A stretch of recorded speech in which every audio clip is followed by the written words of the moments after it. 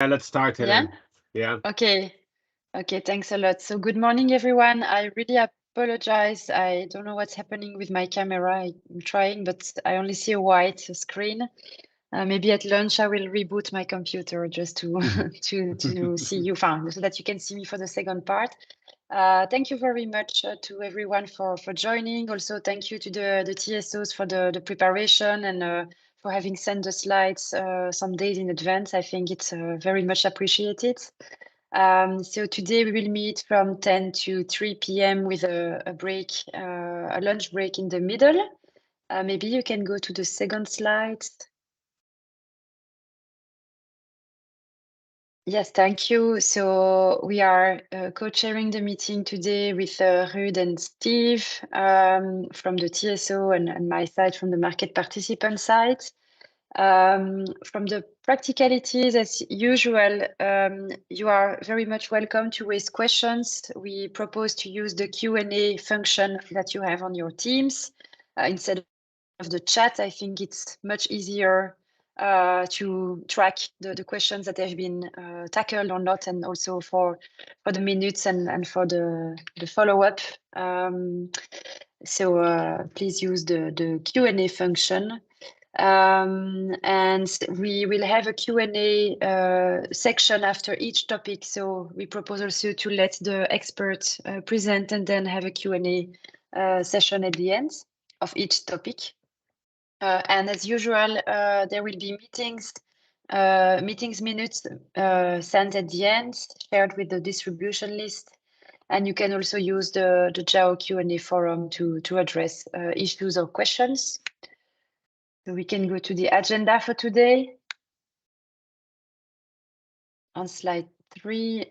Yeah, thank you very much. So for today, we will start with a general follow-up implementation roadmap on the core CCR for, let's say, the first part of the meeting.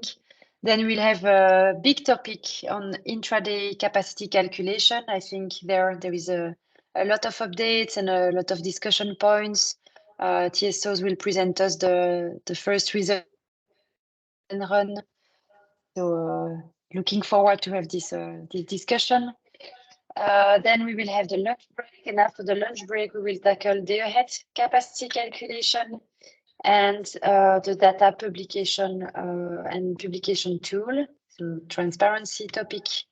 And that will be it's, of course, short AOB and closure at the end. So that's it for the agenda. Ruud or Steve, I give you the floor. I don't know if you want to add something or...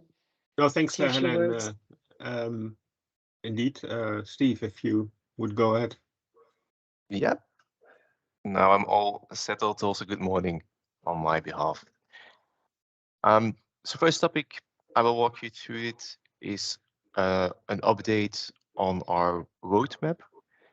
We have been working quite hard on this, on our roadmap, and in the context of a bigger prioritization exercise that I think most of you are aware of, that is being conducted on pan-European level.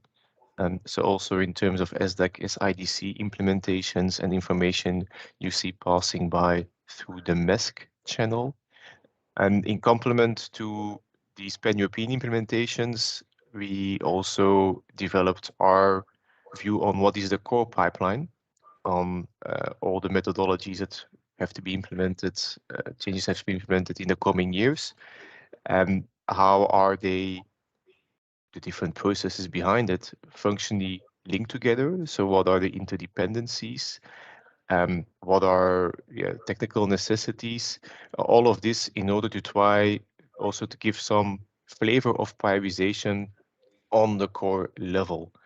So on the next slides, we explain, well, I'll explain it to you by first giving you an overview of how the processes are functionally linked together, how these then translates into different clusters of implementation. And then we have a visualization with a roadmap where the key focus, keep that in mind, the key focus is with prioritization determine the order, the logical sequence of projects, whereas the timing is still subject to the project life itself, I would say. So let's start with the functional overview that we depicted here on the slide. So the picture has different swim lanes. The top swim lane is the allocation process. And then as we move downwards, we see capacity calculation processes, obviously interacting to provide information to the allocation. We also have our grid security, so the operational security processes, the WOSC, as we call it in core. And the bottom swim lane is a reservation of balancing capacity, which relates to the HBL, harmonized market-based methodology. As we move through the picture from left to right, we kind of move on the time scale from long-term to real-time. And as you're aware, the long-term process we are working on, we are implementing, is the long-term capacity calculation in core, which is then set to feed on European level flow-based allocation. As a result of that, we have a link towards our day-ahead capacity calculation by the technique of LTA inclusion. Aside from the fact that we do an LTA inclusion, the LTCC process is kind of standalone. It doesn't have many errors here, as you can see on the picture. This changes drastically, this level of interdependency, when we move throughout the day ahead and intraday time frame. So the day ahead, that's the one we have operational. That's the one we know running in core. What it will also do towards the intraday time frame is it will become the starting point for the leftovers at 3 o'clock. And I will, in the intraday topic, also touch a word upon that.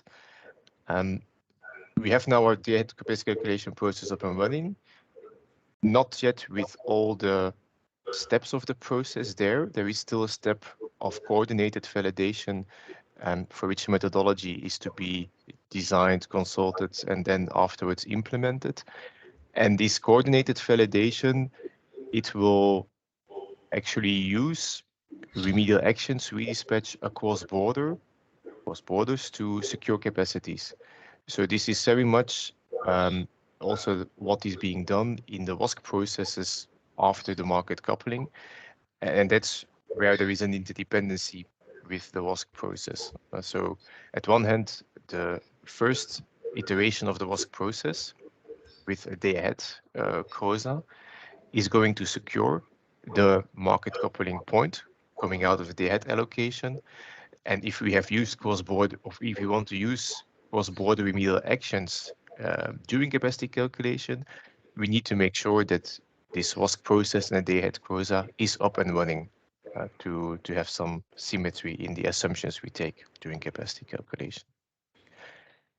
And then as we move into intraday, we kind of have this repetitive cycle of doing a new calculation after a COSA run, after security analysis. And then again, market takes the capacity intraday. We have intraday allocation, we have continuous trade. We will have a security analysis in intraday. After we did a security analysis in intraday, we again do a calculation, and this game we play 4 times. I see a first question in the chat, HMBM, that's harmonized market-based methodology. So we will have the WOSC being a starting point for the different intraday capacity calculations. Today we are a bit in a transitional phase where we are implementing intraday in parallel to WOSC, so it's not fully synchronized, and this is also part of the challenges we experience. You will hear more about that in the intraday topic. Here on the picture you see IDCC 1 until 4. Legally speaking, in the intraday CCM, there are two recalculations defined.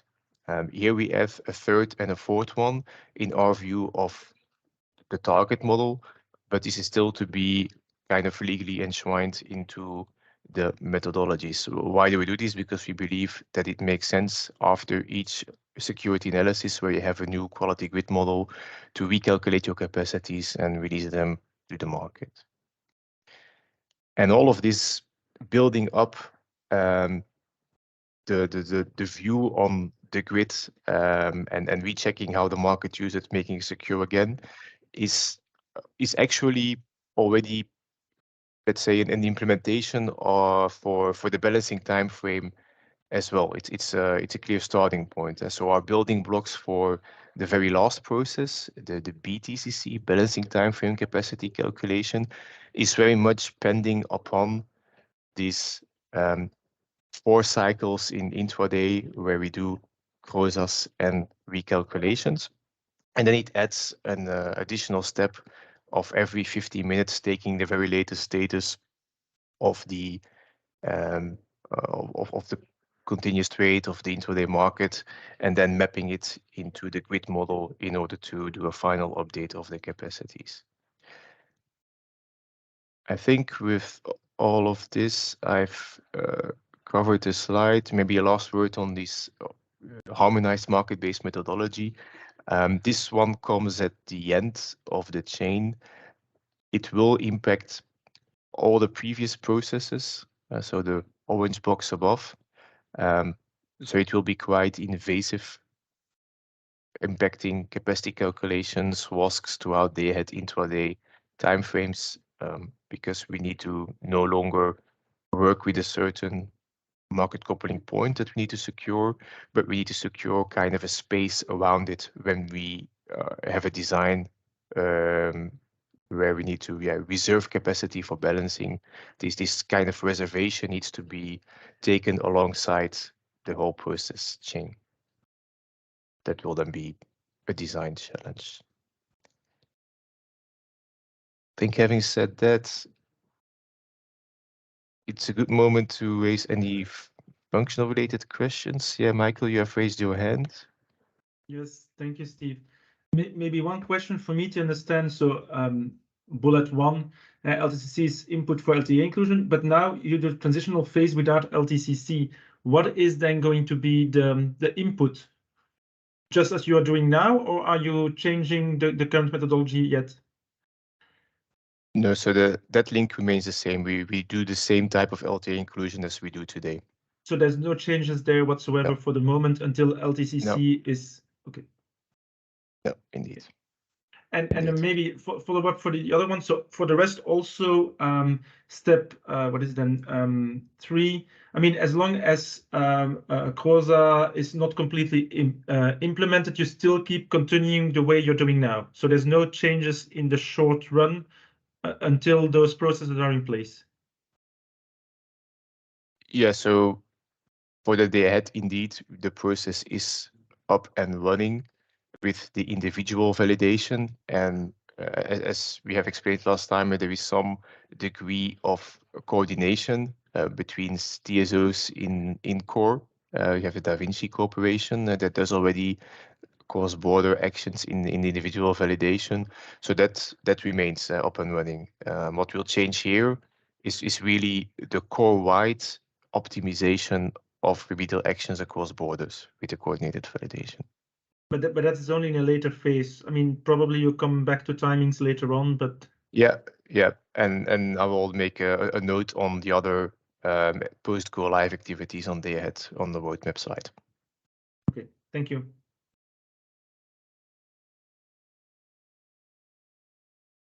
If there are no further questions at this stage, let's move to the next slide. Aside from all these functional interdependencies, there is also a big technical component into the roadmap, and that's all related to our transition to the new common grid model file format, which is CGMES. So historically, we have implemented processes in a certain format called UCT-Dev, and the target is to end up with CDMS for all of these processes that you have seen in the previous slide. This means that we do need to, at some point, migrate processes that are operational, like the day-ahead capacity calculation today is being developed or is operational in UCT-Dev. Intraday and long-term are being developed in UCT-Dev, and so at some point, all of these three will have to migrate to CGMES. This is an additional challenge because it's implementation work. It's a real project onto the roadmap, and at the same time you want to avoid that you have CGMES and UCT-Dev, two different file formats running too long in parallel in operation, because these file formats, they represent grid models. Keeping the grid models up to date and with quality is very important for all these processes. So you want to keep it manageable. This also means that whenever we can, we look into already implementing new processes directly in CGMES. And the first one that we do that way is the WASC process. So the WASC implementation will be the first one that is fully CGMES based. And then further implementations that we do on intraday and BTCC will also be directly in CGMES. Now, when we take these both dimensions, a functional dimension and the CGMS dimension together, we derived a sequence of implementation. And these are like the 5 bullet points at the bottom of the slide. You could say this is a prioritization, but it's not only a prioritization in the pure sense. It also acknowledges, that a lot of degrees of freedom are already fixed to these dependencies. So first on the list, what we are working now hard upon is IDCC and WASC. That will keep us busy in the coming years. As explained, day-ahead coordinated validation is strongly linked to the WASC implementation. So that's an evolution on day-ahead that will come around the same time frame. The balancing capacity calculation, that's kind of a natural consequence of first doing WASC and intraday, so it comes thereafter. You will see that then on the roadmap. And at the end of the chain is this market-based methodology, because it will require an update to all the previous ones. So this is kind of, let's say, the scenario, the main scenario, how you have to understand and read our roadmap. And then there are a series of topics that can be planned independently, and that when we speak about prioritization, can then also be deprioritized, put later on the timeline, or maybe find an alternative way to accommodate requirements. The first here listed is this day-ahead capacity calculation and long-term capacity calculation transition to CGMS. So remember, we first make these implementations in the current file format, UCT-Dev, and then we need to migrate them to CGMES. So here we can optimize in terms of our roadmap, take into account that there are some legal obligations put in the methodologies, but I think at some point, if needed, they can be discussed. It's more like a technical transition behind it. Also acknowledging, of course, that we don't want to wait forever to do that, giving the operational burden of keeping two formats alive. And then there is some reflection on the ahead post-go live studies. One of the elements is related to making improvements in terms of quality of the grid model as kind of an alternative for making an exhaustive FRM study. doing an FRM study is one of the post-go-live requirements of day-ahead CCM. And later today, in the day-ahead topic, we will explain you what we are seeking for with our initiative on CGM improvements. Let's move to the roadmap slide where it's put nicely together in a visual way. Oh, sorry, a lot of swim lanes, a lot of arrows, but this also illustrates the the vast amount of projects and the complexity that we are dealing with in core. I will recap this list of projects, or we call them clusters also, to portray to you how we want to deal with it. So on top, you have the UCT dev-based evolutions. So the first swim lane are day-ahead capacity calculation evolutions. We have a package of post-go-live studies for which a request for amendment, I think, will come around summer period, or at least the public consultation will come around summer period, and then we'll have to file a request for amendment towards end of year for a series of topics in relation to, as I mentioned, the FRM, but also the methodology for GLSKs. And there is also a big component related to selection of the network elements that connects that can limit the capacities. That part is on hold as we are awaiting further regulatory information on the status of the core day-ahead CCM. Maybe I have to explain it a little bit more. As you may be aware, there has been an appeal against the day-ahead CCM, and we are now awaiting the further action that the ESO Board of Appeal will take on this matter to understand with which process a new CCM will be created. And as the topic of the appeal was related to this subject of Connect selection, we have decided to put the tech study part on hold because we need to have more clarity first. You also see here coming back coordinated validation in different steps. There is a first big block which is related to the CROSA on the middle of the slide. So that's the dependency I explained, putting these two together around the same period.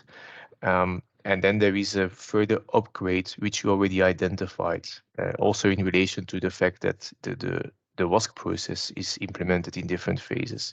And there is a last phase of the WASC process where topological remedial actions will be integrated. And when we integrate them in the WASC, we can also integrate them in the coordinated validation.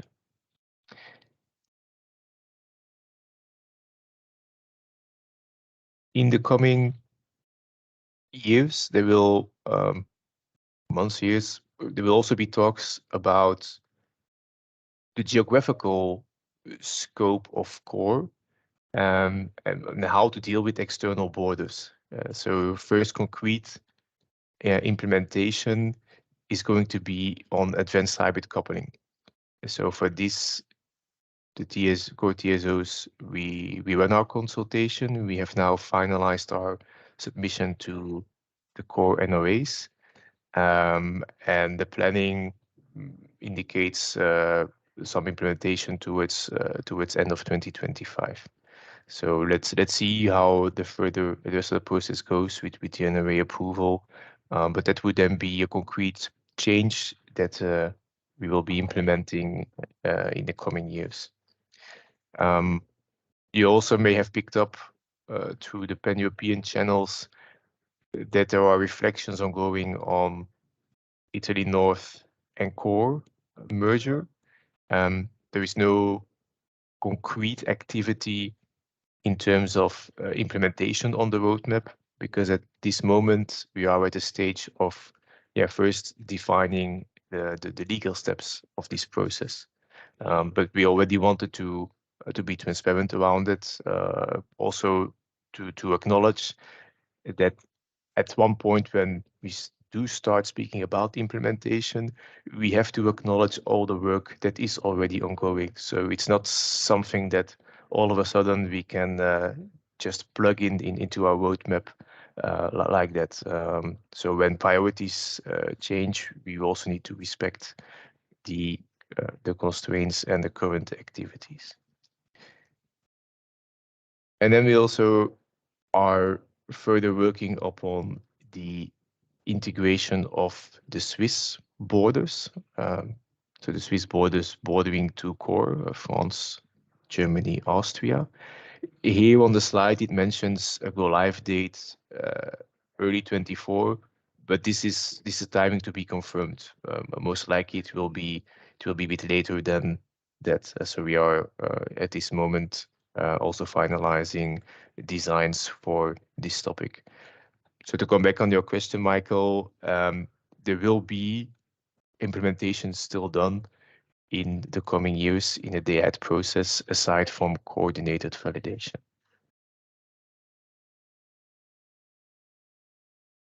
Thank you, Steve.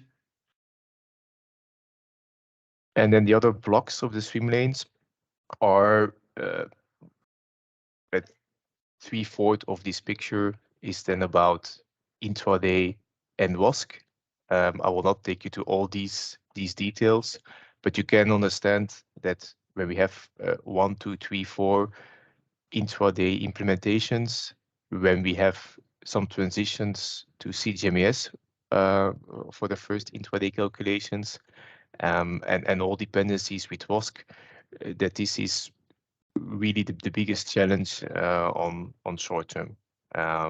So that's where we also put our key focus, our key priority upon.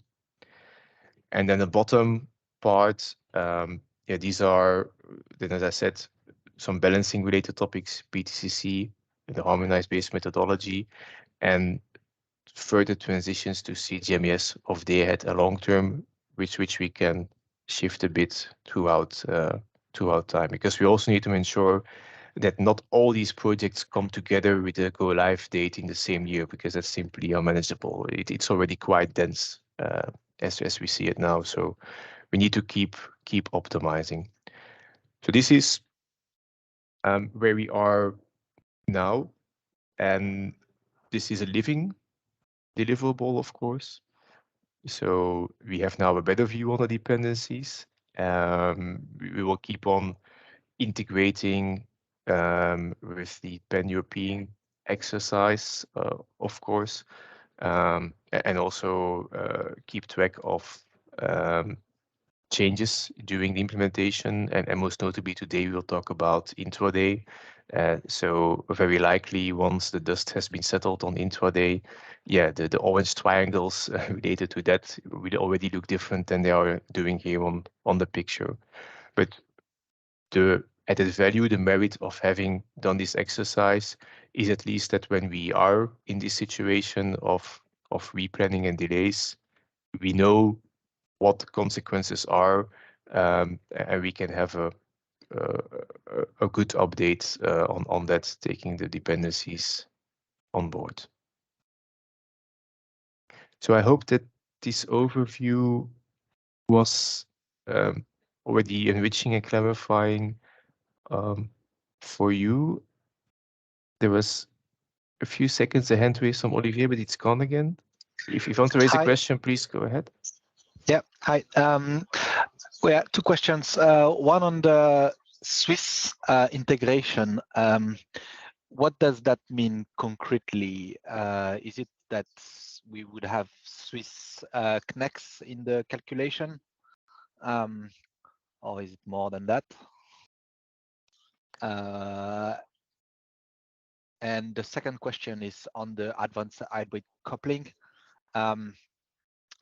There is, I think, if I'm not wrong, are we talking here about the Nordic borders that would then be modeled like all the HVDC cables that lands in the core regions that would then be kind of optimized similar to Allegro? So if that's that, my question was, or maybe remark, is that for us the Nordic flow base is going to be a big change, and we were wondering, and advanced hybrid coupling will also be a big change, and we were wondering why those two changes are not coming at the same time, because for us it's a lot of work basically to have those rupture in the design, and it was looking quite easy on the core side to add those additional virtual hubs on all the HVDC borders, and synchronizing that with the Nordic go live would have make one less big change for us to manage, because here you will have one big change in I don't know, I think they plan to do it in Q1 24, and then 1 year later we'll have this advanced hybrid coupling. So yeah, I'm wondering if there are some, given the data are quite close together, if there is some thought about kind of synchronizing them so that we minimize the burden for the market players to change their system.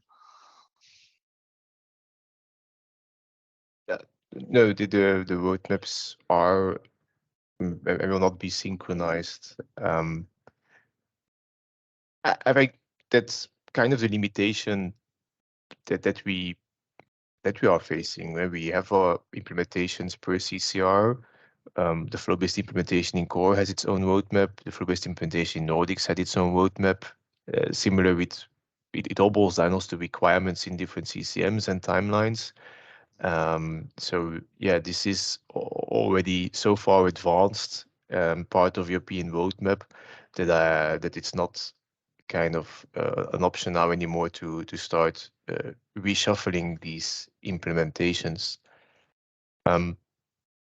To come back on the question. So just on that one, so you think it would not be possible to make it faster on the core side to go live at the same time as the Nordic on this advanced hybrid coupling?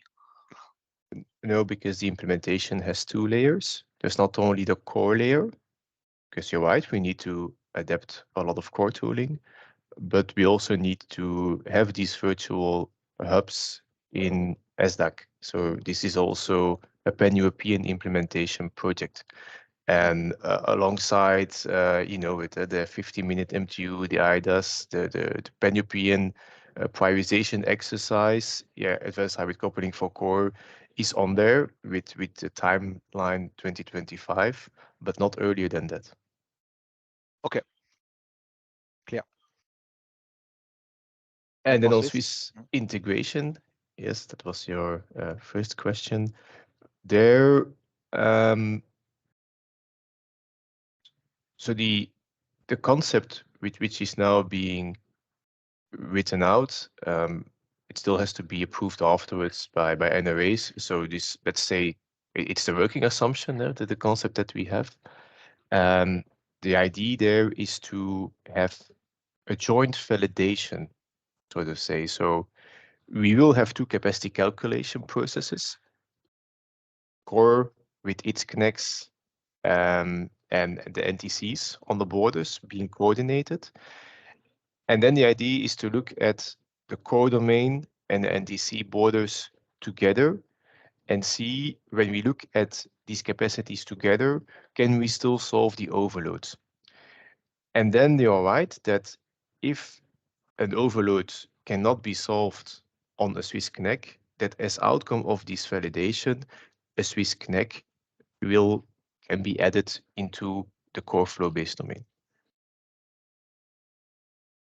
So that's the concept of Swiss integration we are working out.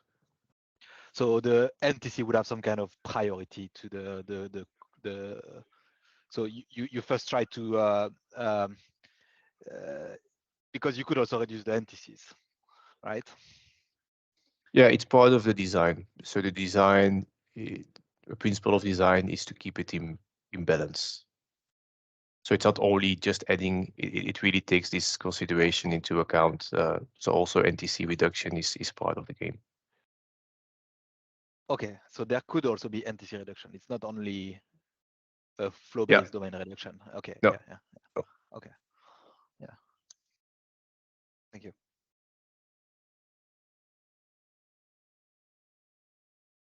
You have another Let's see. question here, Patrick? Yeah.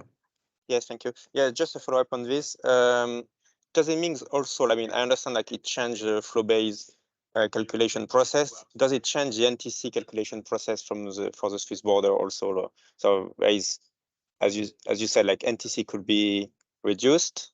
Should we get more volatile, like, and have something more? So it's both way impacted, right?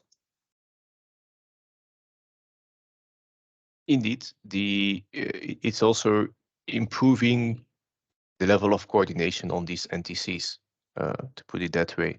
Yeah. But is it just a post process, so same process than before, and then just a final check and then amend the NTC or amend the flow-based domain? Or is it just like for the computation of the NTCs, they would take into account like maybe some constraints from the core region? It's indeed more wider. So also the NTC calculation is taking on a core dimension throughout the capacity calculation process.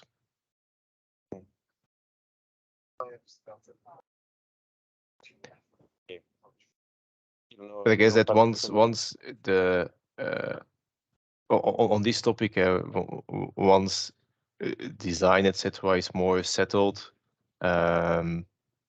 was it always the plan route to give a bit more content info on Swiss integration? I don't recall if it was already done in the past in this format. I don't think so. So maybe that's indeed something we should do. Yeah. I guess that makes a good topic for the next October, session to keep yeah. in mind. Yeah.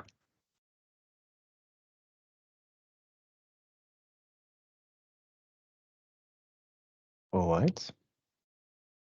Thanks for your questions. If there are no further ones, then Yeah, then I will let's close see this if we topic.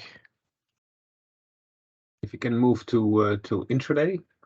Bernard, are you already in the call?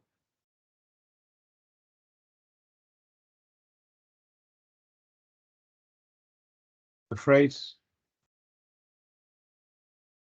See.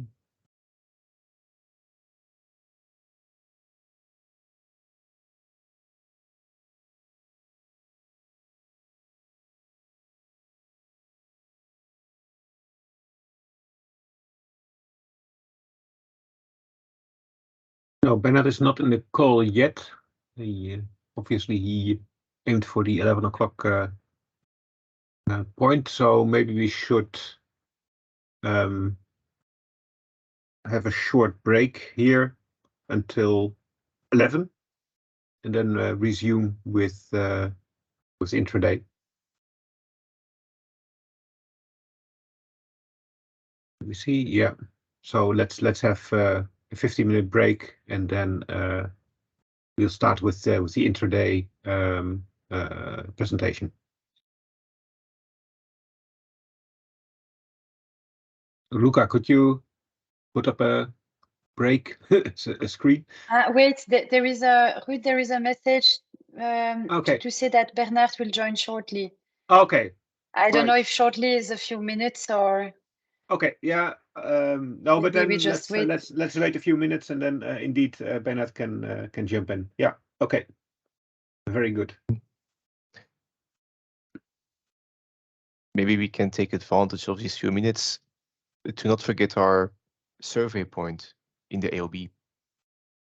Yeah. Indeed. It's maybe a bit off topic, but we could do that already here. So maybe it's good to make everybody aware that as of today we have or ENTSO-E has brought out a survey on the ENTSO-E website to ask you about the quality and data availability of the day-ahead capacity calculation through JAO. And we will use it also to incorporate that in the annual report. So please, we would really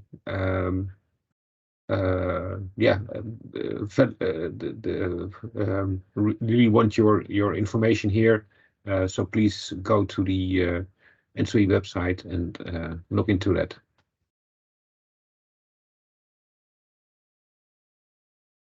Hi, Bernard. I see that you are here. Good morning. Okay, so thanks for having me on this meeting. I jumped in very quickly because I'm in parallel also in an ENTSO-E meeting, but this of course takes priority for me. So I will give you an update on where we are with the intraday capacity calculation project.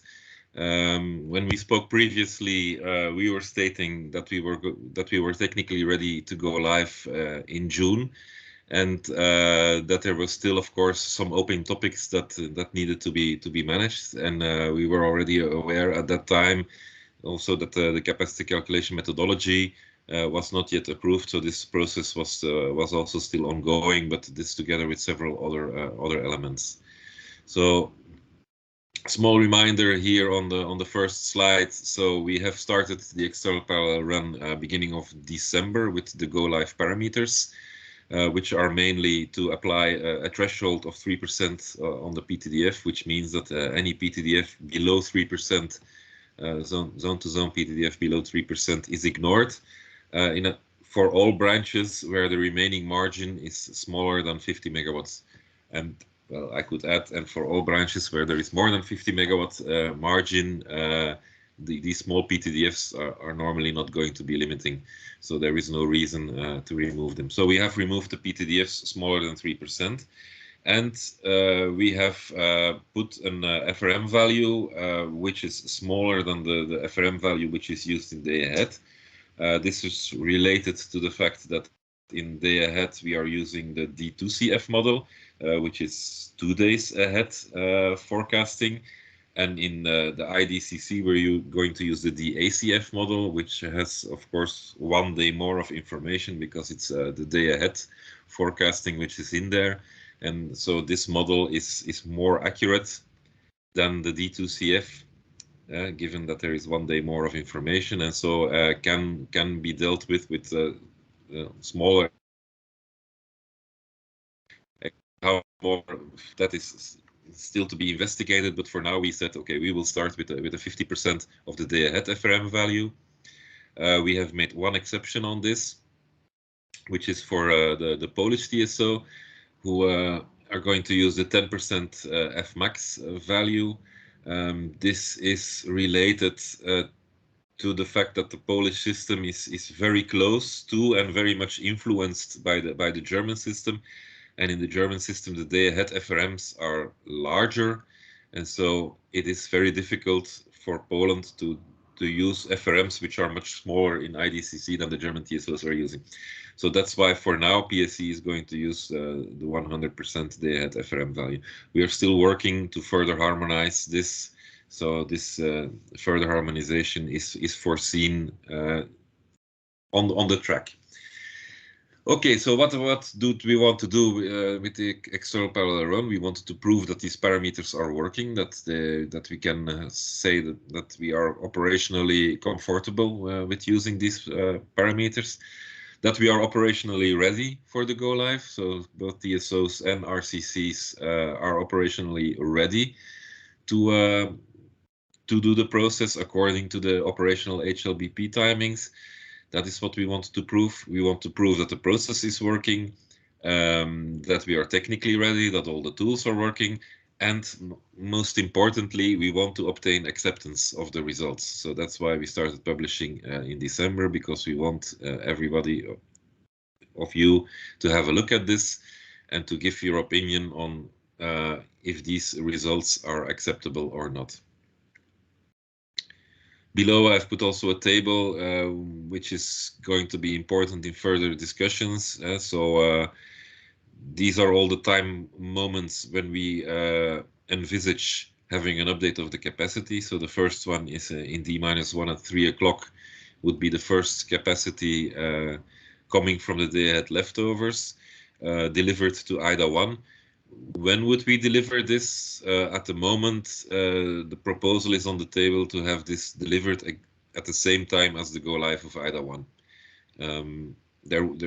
There would of course be some parallel run before to give an idea of what the day at leftovers are that we are going to give to IDA1, but the go live would be, if possible, at the same time as IDA1. Then we have at 10 o'clock in the evening the IDCC1. This is the project that I'm talking about now. So this is the project that is going to deliver the first real calculated capacities from a DACF model according to a flow-based methodology. This capacity will be delivered possibly first to XBit and then subsequently to IDA2. And the current legal implementation deadline was 12 months after the implementation of day ahead flow-based, which is beginning of June of this year. So that is the deadline that we had in mind for IDCC1. Then we think somewhere around 3 or 4 o'clock in the morning we would do another update, which would be the first update based on IDCF. IDCF again much closer to real time, so probably much more accurate. And so again, yielding capacities which are much more accurate, bigger or smaller, depending on where the operational flows are going. And this could then be called an IDCC3. There is no legal requirement for this implementation. We think that it is a good idea to do this because it would be a very high quality update of the capacity that was delivered at 10 o'clock in the evening, because it's the first one that would be based on an IDCF model. Then at 10 o'clock we have the IDCF, which is going to deliver capacities to IDCC2. This is a legal obligation, and IDCC2 has to be implemented 12 months after IDCC1, and these capacities are going to be delivered to IDA3, so the third intraday allocation. And then we think about having another final update somewhere around 3 o'clock in the afternoon. Again, there's no legal requirement for this, but we think it's a good idea to have another quick flow-based calculation to see if there is some more new information that can be used to reevaluate the capacities and again make them bigger or smaller depending how the operational flows are going through the grid. So this is the general overview. On the next slide,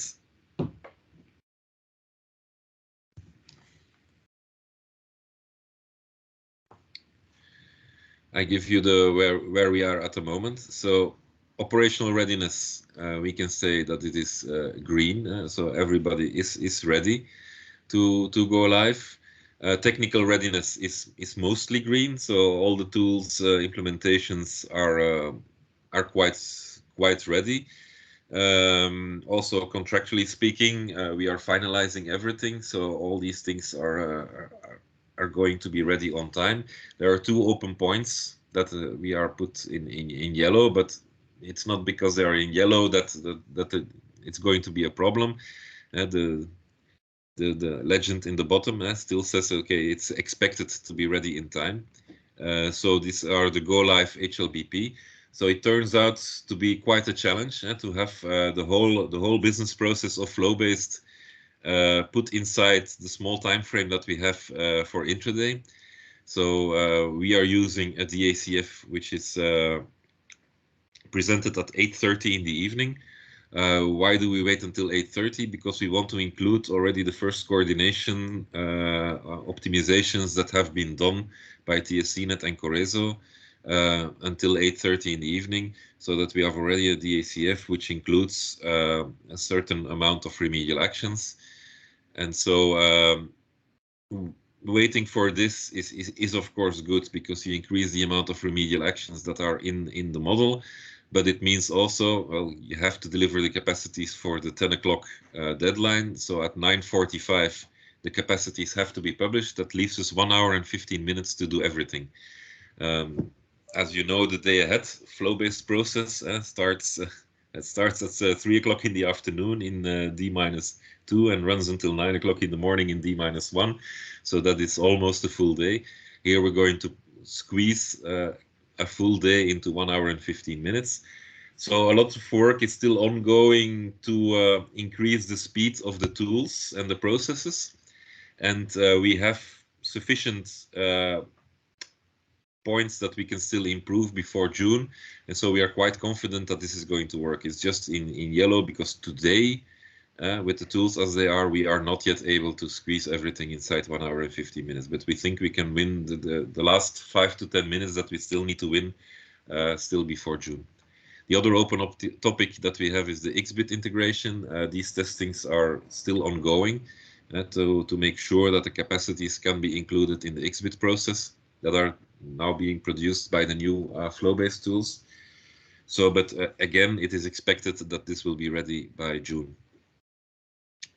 Then the next topics is a big one, of course. It's acceptance of the results, where we put TSO acceptance, NRA acceptance, and most importantly, market parties acceptance of these capacities. So we have to make sure that now the results of this IDCC process, with all the improvements that we have tried to make, are they now sufficient to say, okay, we can go live with these capacities as they have been produced? Later on, in a few minutes, I will show some KPIs showing where we are with these results. So this I put in yellow. Okay, we expect still that we're going to get the acceptance, but we have to await, of course, the reactions of everybody to see if indeed we get this acceptance. And then the last one is in red. That's the legal readiness. So we have introduced a second and a third amendment that we needed in order to make the process functioning and operationally safe. So these two amendments are really needed for the go live of the IDCC1. Unfortunately, there has not been a convergence between the NRAs on the content of these amendments. So this difference of opinion has not been resolved. And so in the end, the core NRAs were forced to escalate the second and the third amendment of the IDCCM to Acer. And this escalation has been formalized on the 3rd of April, just 2 weeks ago.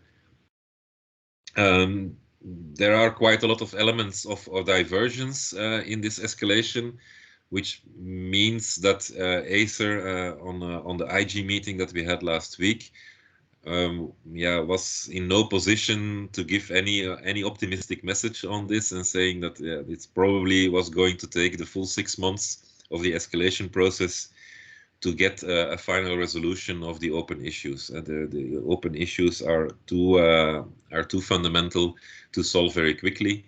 And so that means that Acer at the moment has indicated that the approval will be after 6 months, which would be the 3rd of October 2023. Acer has also indicated, again, given the fundamental problems that have been raised by NRAs, that there will probably be changes in the CCM. And so that means that depending on what kind of changes will be given to the CCM, if it is changes in parameters, it's probably something that can be done very quickly. If it's changes in processes, we have to see. If we need to change the tools, then you're looking, of course, at the delay of a typical software implementation. And that will take time. So at the moment, it is, again, sorry, but it is become for us very difficult to give an exact go live date of the IDCC. For now, we know that it will not be before October, but exactly when it will be, it is too difficult to say.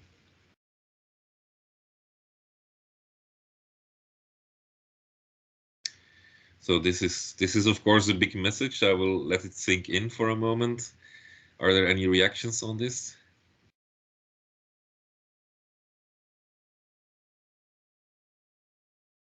Yes. Helene? Maybe, yeah, just a quick reaction on this. Can you explain, if you can, what is the potential link to the go live of the intraday auctions? So to say it more precisely, imagine there is a delay in IDCC. Does that mean that there would be also a delay on intraday auctions or not necessarily? For now, we have, as far as I know, we have not linked the two. So that means the intraday auctions will go live according to their timeline. And for now, we are pessimistic in one sense, of course, because we're not going live in June, which we really we're hoping to be able to do. But we still expect IDCC1 to go live before the intraday allocations will start, before or worst case at the same time. And we still expect, and this was also an outcome of last week, to deliver the day ahead leftovers to the IDA1, also when IDA1 goes live. On the other hand, I can now say, given these timelines, that IDCC2 will not be ready for IDA3 at the go live of IDA3. Okay. So in that case, it means that the IDA3 would work with the same capacity as IDA2 minus what would have been used by Xbit in the meantime. Yes. Something like that. Yeah, okay. Thank you for the clarification. And maybe also maybe you cannot answer, but depending on the changes that Acer would require, I imagine it would be quite difficult to relaunch parallel run. So maybe it means we would potentially go live without having a clear view on the impacts, or do you think a parallel run will still be possible? Well, in the meantime, we consider that we will not stop the parallel run, which is currently ongoing, so we will keep it running, and we will do the updates to the methodology as they come. So as Acer indicates us in which direction we have to move, we will perform updates, and these updates will be visible in the parallel run whenever it will happen. I don't have an opinion yet on whether or not we have to do a final parallel run of I don't know how many months when we have finalized everything, because of course any additional parallel run will be an additional delay to the go live.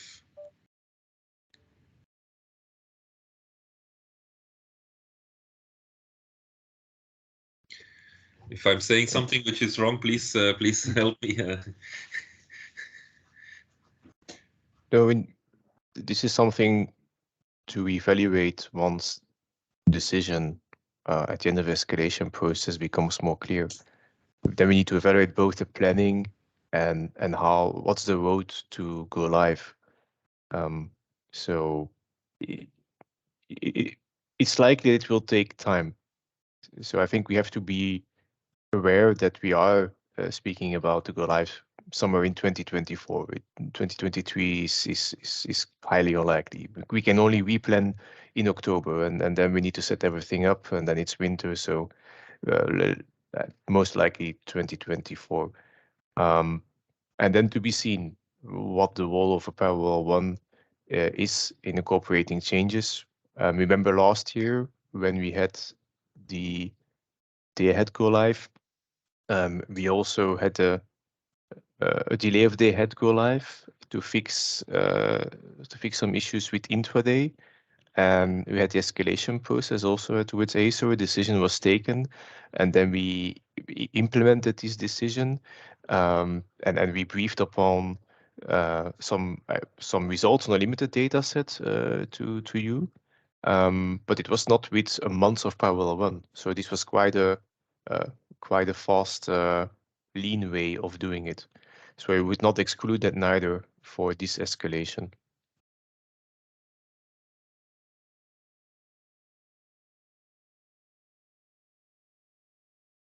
Okay, thank you.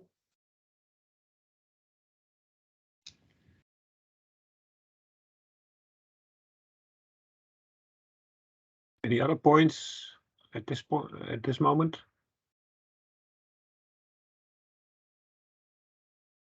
Then I propose to go ahead, Bernard. Okay. Next slide.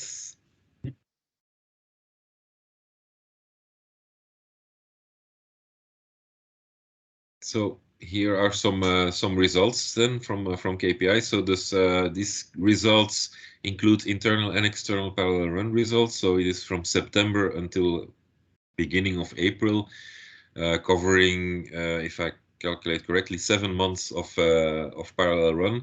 We have excluded a few days, especially from the beginning when we were still in the internal parallel run, where we were having some issues still with the tools. Was also an issue on the 3rd of March, which invalidated the results. But apart from that, everything is running smoothly. So in fact, there's only one day from the external parallel run which was considered invalid, and everything else is included in the results. So we have seen very stable results from the IDCC process. We are still comparing a lot between what comes out of the IDCC external parallel run with the current intraday ATCs that are live, that are being used actually, which are the day-ahead leftovers after increase-decrease process. What do we see?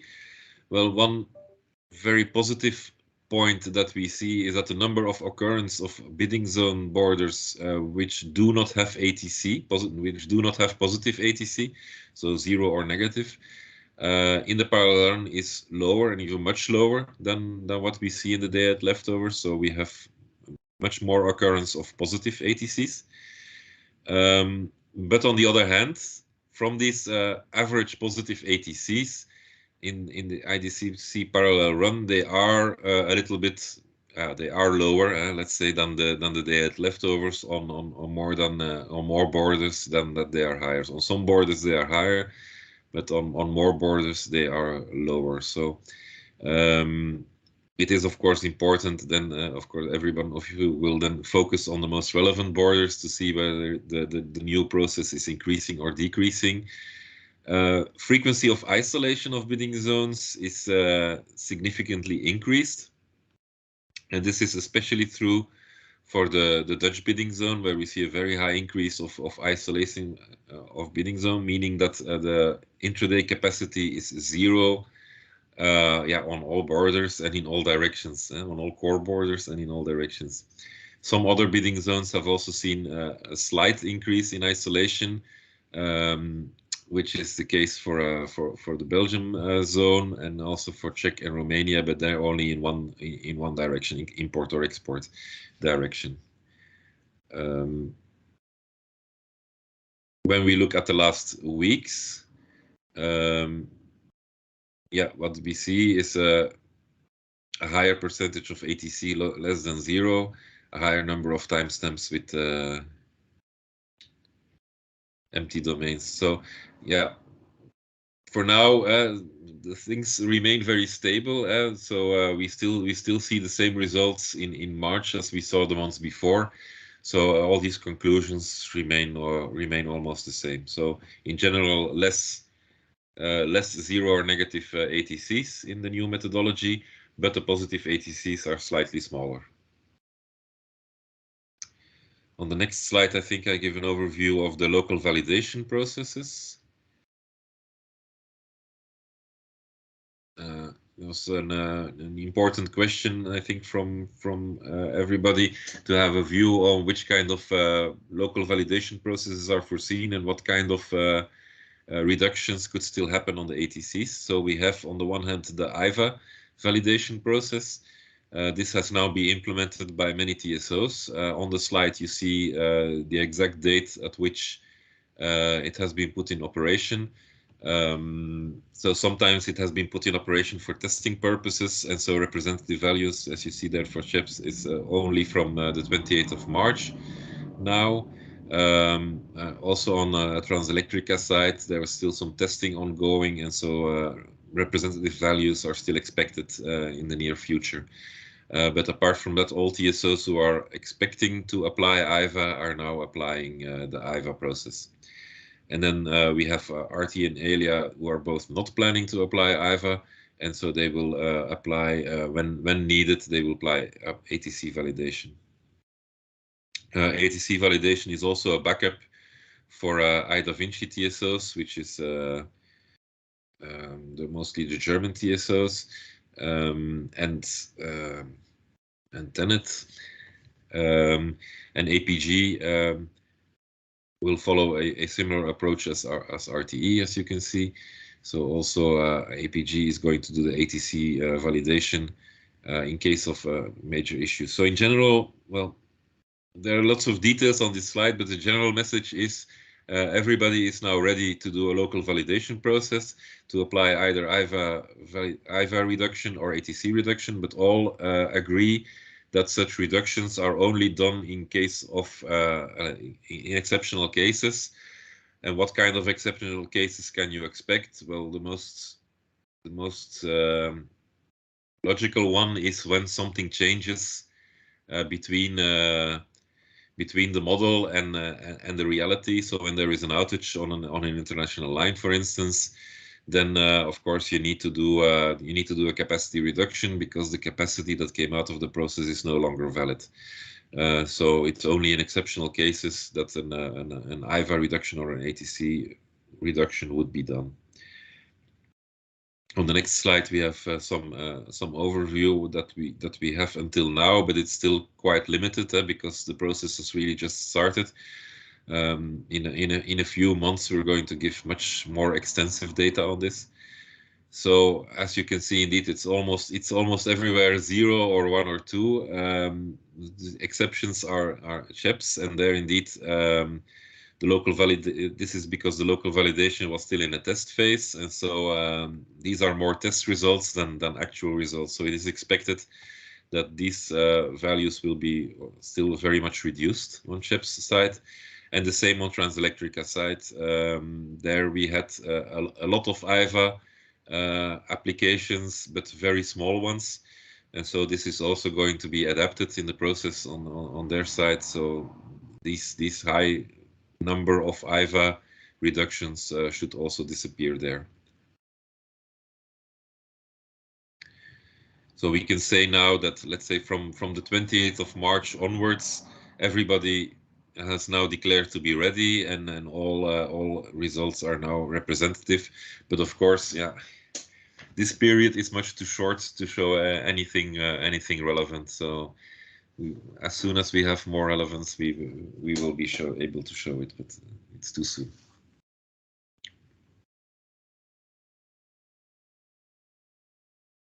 Next slide. Sorry, Hand raised. Just a very quick question. So I understand maybe the IDCT will change depending on Acer view. In the meantime, do you continue the parallel run with the current methodology? Yes. Okay, thank you. Because this is the only thing we can do. We continue applying the methodology that we have until it is modified by Acer. Yeah, makes sense indeed. Thank you.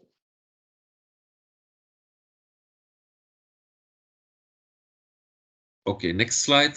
Here you see so the confirmation of the number of bidding zone borders which are 0 or negative, or I could say not positive. So where no ATC can be given to the market. The red curve is the IDCC parallel run. So you see that much lower. So where currently we never have instances where no ATC is 0, and there's always somewhere an ATC which is 0. From the IDCC, we have, okay, it's still not a lot, but at least 15% of the time, all the borders have positive ATCs. But also 70% of the time, it's less than 10 borders which have a non-positive ATC. So that means that most of the time, most of the borders have a positive ATC in the IDCC. Of course, when you look at the extreme cases, typically from a flow-based result, of course, IDCC1 now is a pure flow-based methodology with without any LTA inclusion and things like that. So it in extreme cases where the grid is really stressed, of course, there you have the case that we're going to look up the extreme points of the flow-based domain, and there, in 10% of the time, you see indeed that more ATCs become 0. That's on the left side of the curve, yeah. But on the right side, the message is mainly positive. Much less ATCs are non-positive. On the next slide, I think I give it per border. This is the mean. This is the average positive ATCs that per border and per direction. So they are ordered alphabetically in the bottom, and the last one on the extreme right is the average for the whole core region. So you see indeed that on average, the day-ahead leftovers were about 900 over all borders. On some borders they are very high, on some borders they are very small, but the same is also for the red lines. And so with the IDCC, it goes down to something like 700, 750. So it is indeed lower. I would like to point out that for the borders where the blue bar was very small, the red bar is larger. So there are some borders which at the moment really don't get a lot of capacity, and they would get a lot more in the IDCC.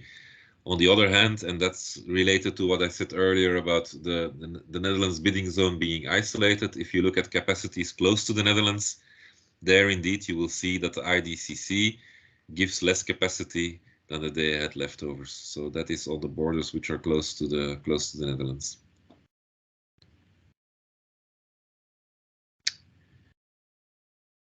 Okay, next one. This is the same. Yeah, no, go back, because the previous one, the 15. Yeah, this is the same, but only for the last month. So there is the difference becomes smaller between IDCC and day-ahead leftovers. You can see that on the extreme right. So we are still improving on the input parameters. We are still working to see where we can still find some improvements on the data. There is no change in methodology, so it's really just on the quality of the IDCC process that we are still improving. And of course, we are naturally investigating these cases of Netherlands bidding zone isolation to find out what the reasons are. If they are purely related to the reality of the system, then they are what they are. If it is because of a data problem, then we can still improve it. So that's where we are still working.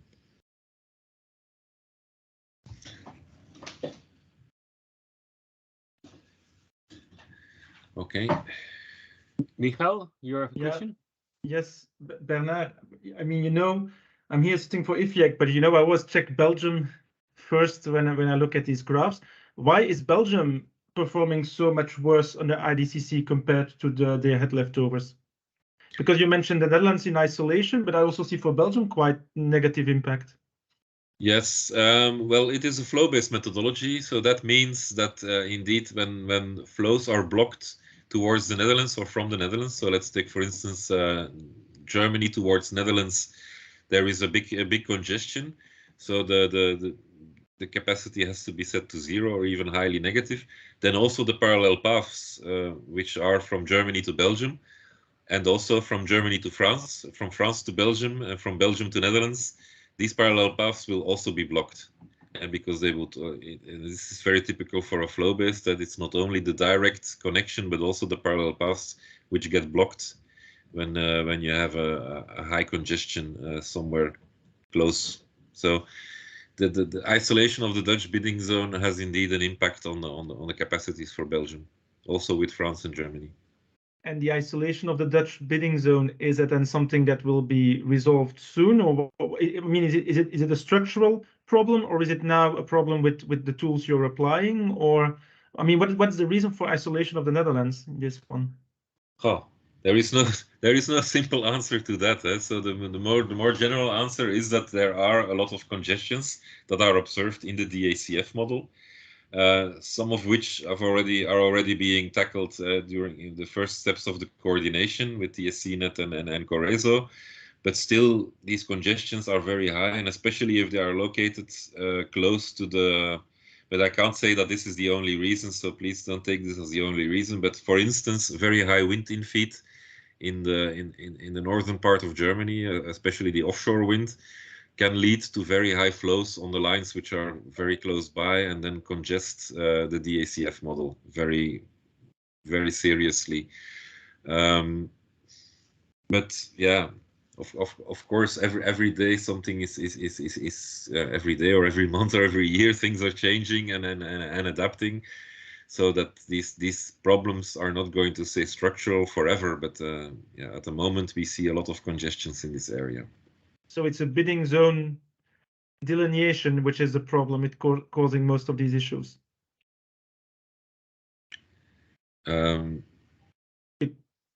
I mean, because wind in feet in the north of Germany is not something new. We have seen this for a long time. So that it is still so much impacting everything here is quite surprising.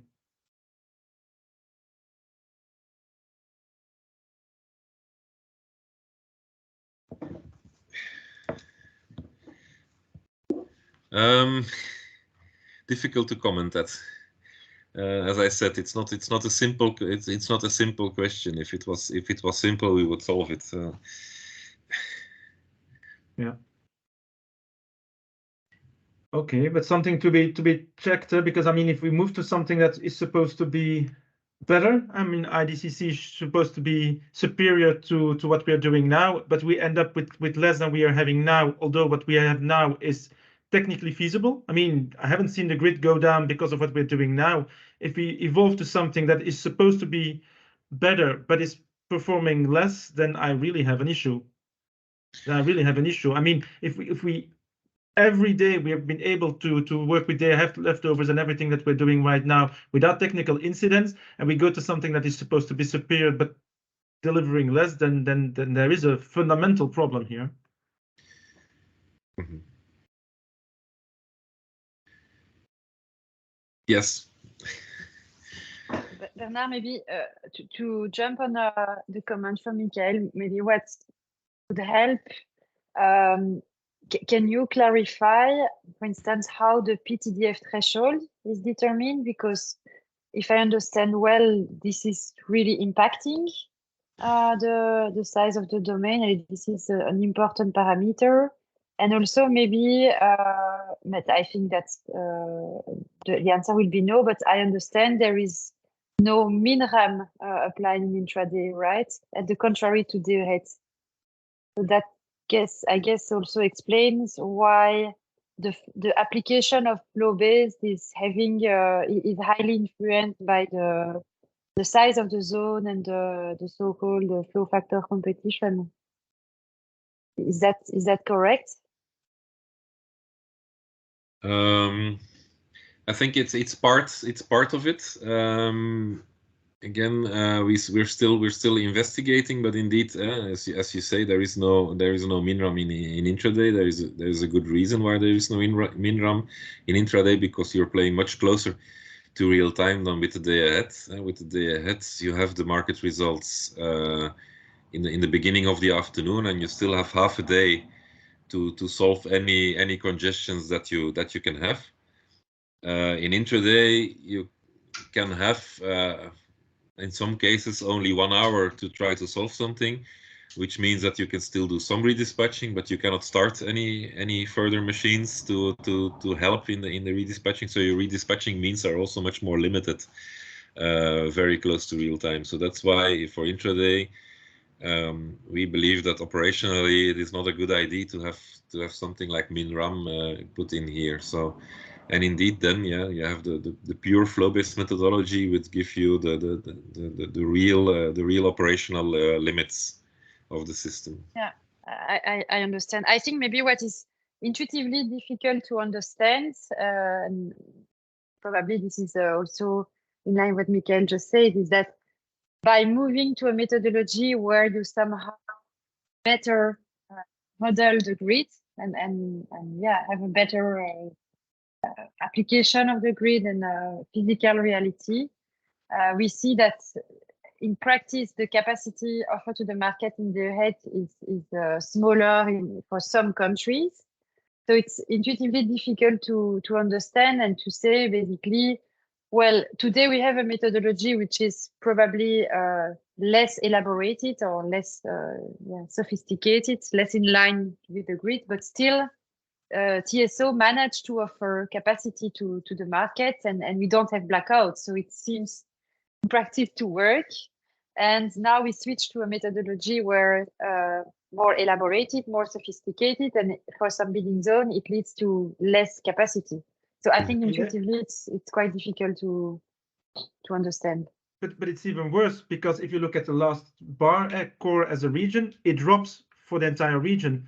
So I could have understood that for some borders it would have had an impact negative, for some it would have a positive impact. But I expected that the core, I mean, the overall value for core would have been higher than the current one. And that's why I'm the most surprised. And so I follow all your comments, and I'm the most surprised by the fact that this more elaborate methodology does not lead to overall better results. I could understand that some countries have a negative impact or some borders have a negative impact, but I don't understand that in overall it is a negative impact. Well, it's not only the megawatts, of course, it's the value of the megawatts also that counts. So that's so this is one indicator. In other indicators, you see core as a whole improve. But yes, but in any case, it's something to dig into.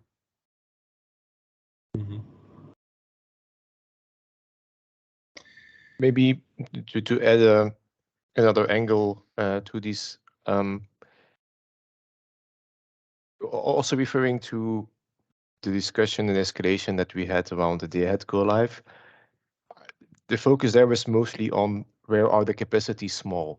Once they are above a certain point, we see a few hundred megawatts, that you then have 1 gigawatt, 1.5. We always consider this as being less necessary than having the first few megawatts, a few hundreds of megawatts. So our attention is more naturally drawn to the isolation in the results. And the isolation, as Bernard explained, relates to pre-congestion in the DACF model, which we use as starting point for IDCC.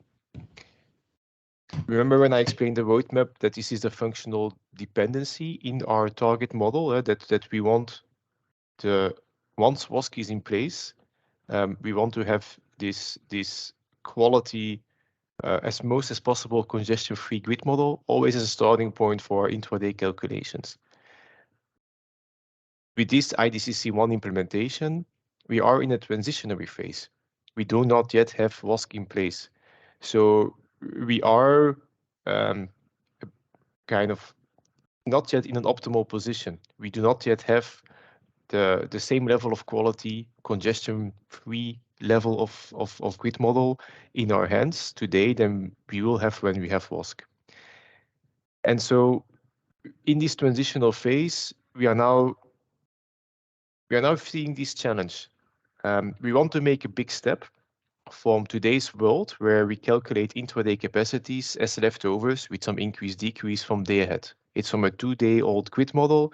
It's from the flow-based day ahead domain with virtual capacity, where virtual capacity is kind of a fix to accommodate for the fact that your grid model is 2 days old and have something workable. So what we strive for is to, in this transitional phase, make the big step forward in terms of grid model quality.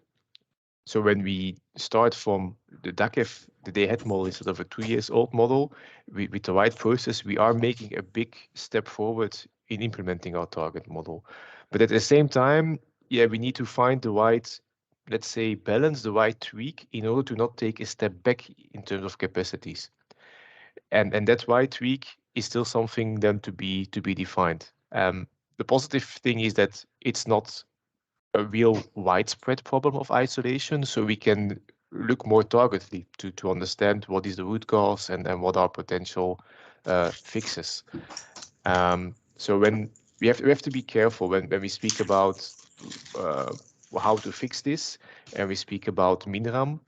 Minram in intraday is opening a whole new chapter of discussions. It's a very let's say brutal way of creating capacities with a lot of other implications.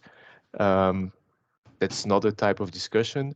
So here, what we as TSOs aim for is really finding the right balance, looking for some more tweaks to get it right. But obviously, that's also part of the discussion during the escalation process. How to make the circle round. But I hope that you also understand that what we want to achieve is really making this step forward in terms of grid model quality, whilst facing the challenge of not yet being in 2025 with ROSC in place. Steve, if you allow me, I mean, I understand that you want to make a step forward. I sometimes have a bit the impression that we make a step forward, but not necessarily in the right direction. Because the impact for markets of having reduced cross-border capacity in intraday can have a big impact on prices, on overall system performance. And so this, I'm very worried when I see this. I understand your comment said that ROSC is not yet in place, but we might end up with a year where we have less because some tools are not yet in place. And the impact of 1 year with less capacity on several borders and in overall, I mean, on average, that worries me a lot. That worries me a lot. So I don't know if there's still something that can be done by TSOs to bring those values closer. I mean, I heard Bernard's comment that by working on the data that you already succeeded in the last month to reduce the gap between, I mean, for core overall and for most borders.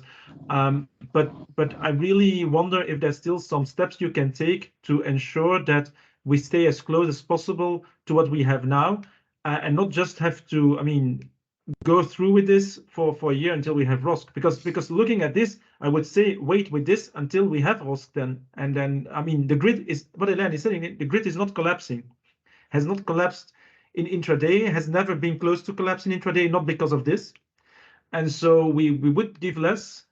Yeah, then my gut feeling says me, well, then don't implement this until we have ROSC. But that I mean that's just a gut feeling, but I'm very worried by taking a step forward, but maybe in the wrong direction.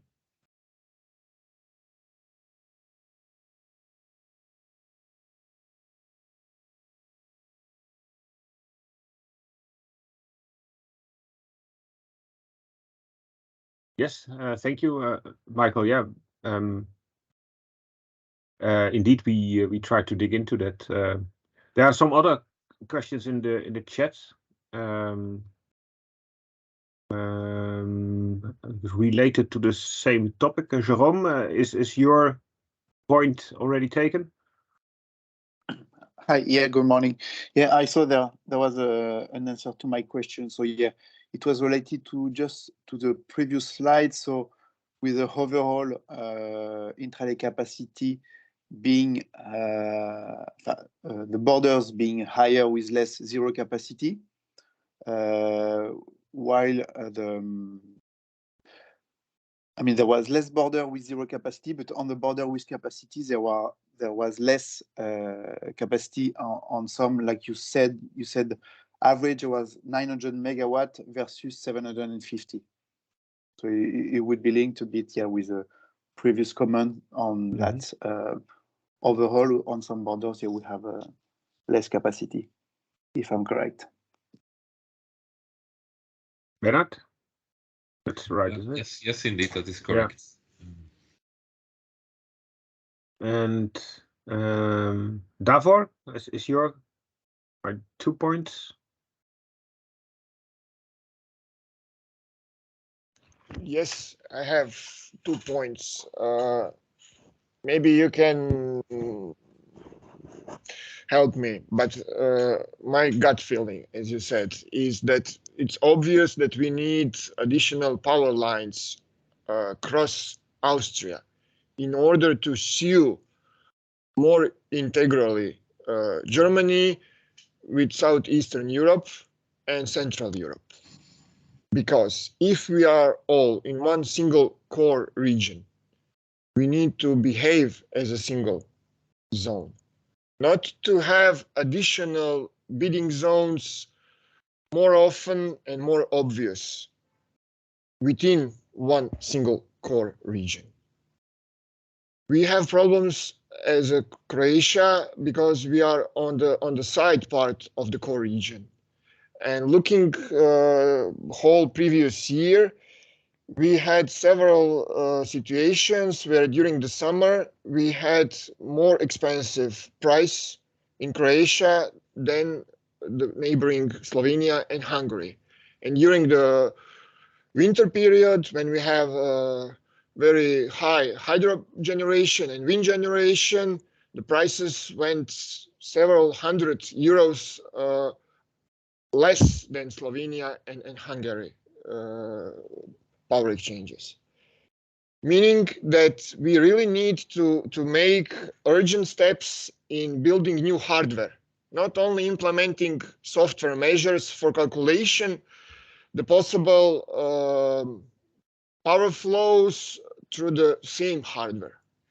We need to build new power lines, and what I personally like to ask every time for 2 decades, where the money from the social congestion, from the congestion rent, where does it goes?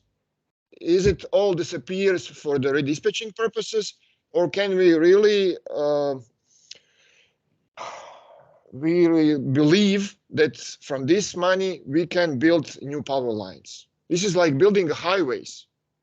We had strong problems in Croatia because we didn't have sufficient highway network, and we built it. Slovenia had a similar problem. We built it in order to help transition of the traffic between the Western Europe and Southeastern Europe. The same thing should be implemented in the network, power network. If we want to speak about one integral market, we have a new, very stochastic generation points. Speaking about wind generation, solar generation, above of the existing conventional generation. And if we don't build new power lines, we will really have real problems regarding the security of supply. Many thanks for. Yeah, thank you, Davor. Yeah, obviously, I think everybody can agree to that. The point here is, of course, that what we are doing is building upon the current status of the network, but obviously we need more grid indeed.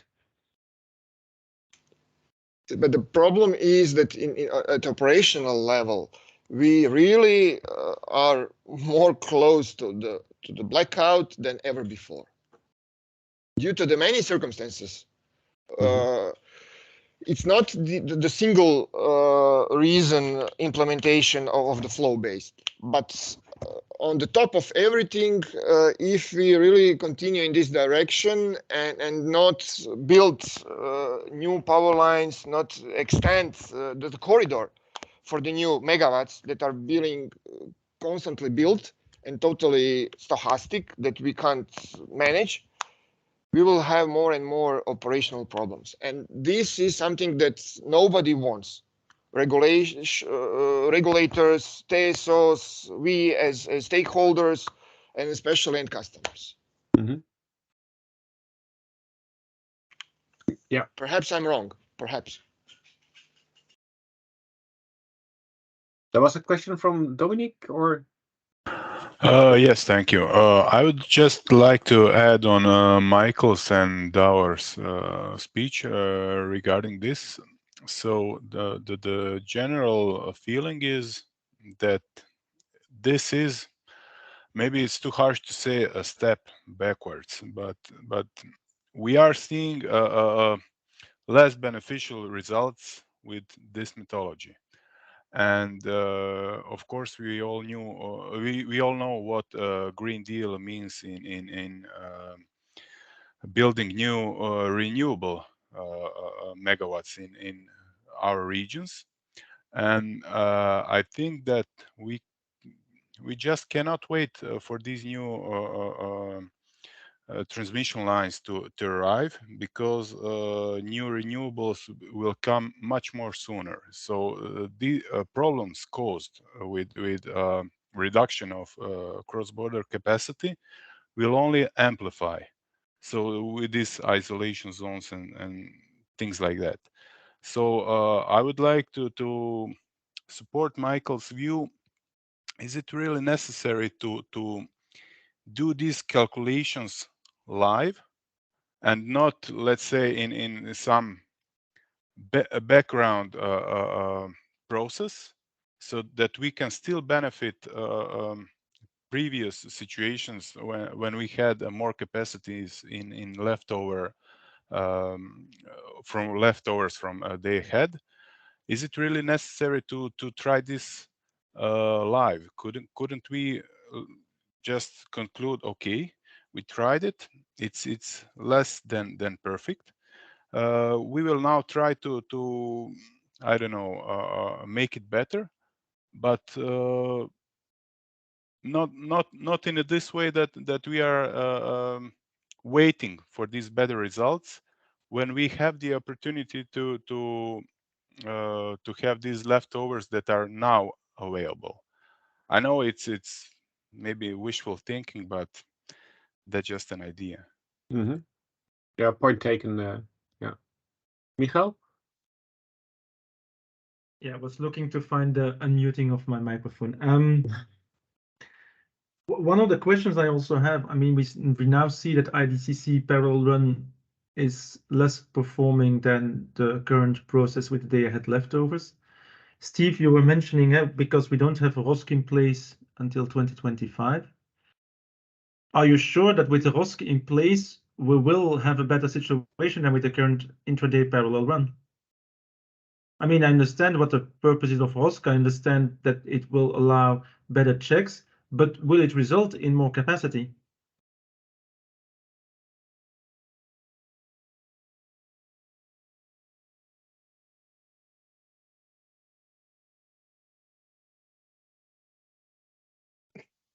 That's a difficult question in the sense that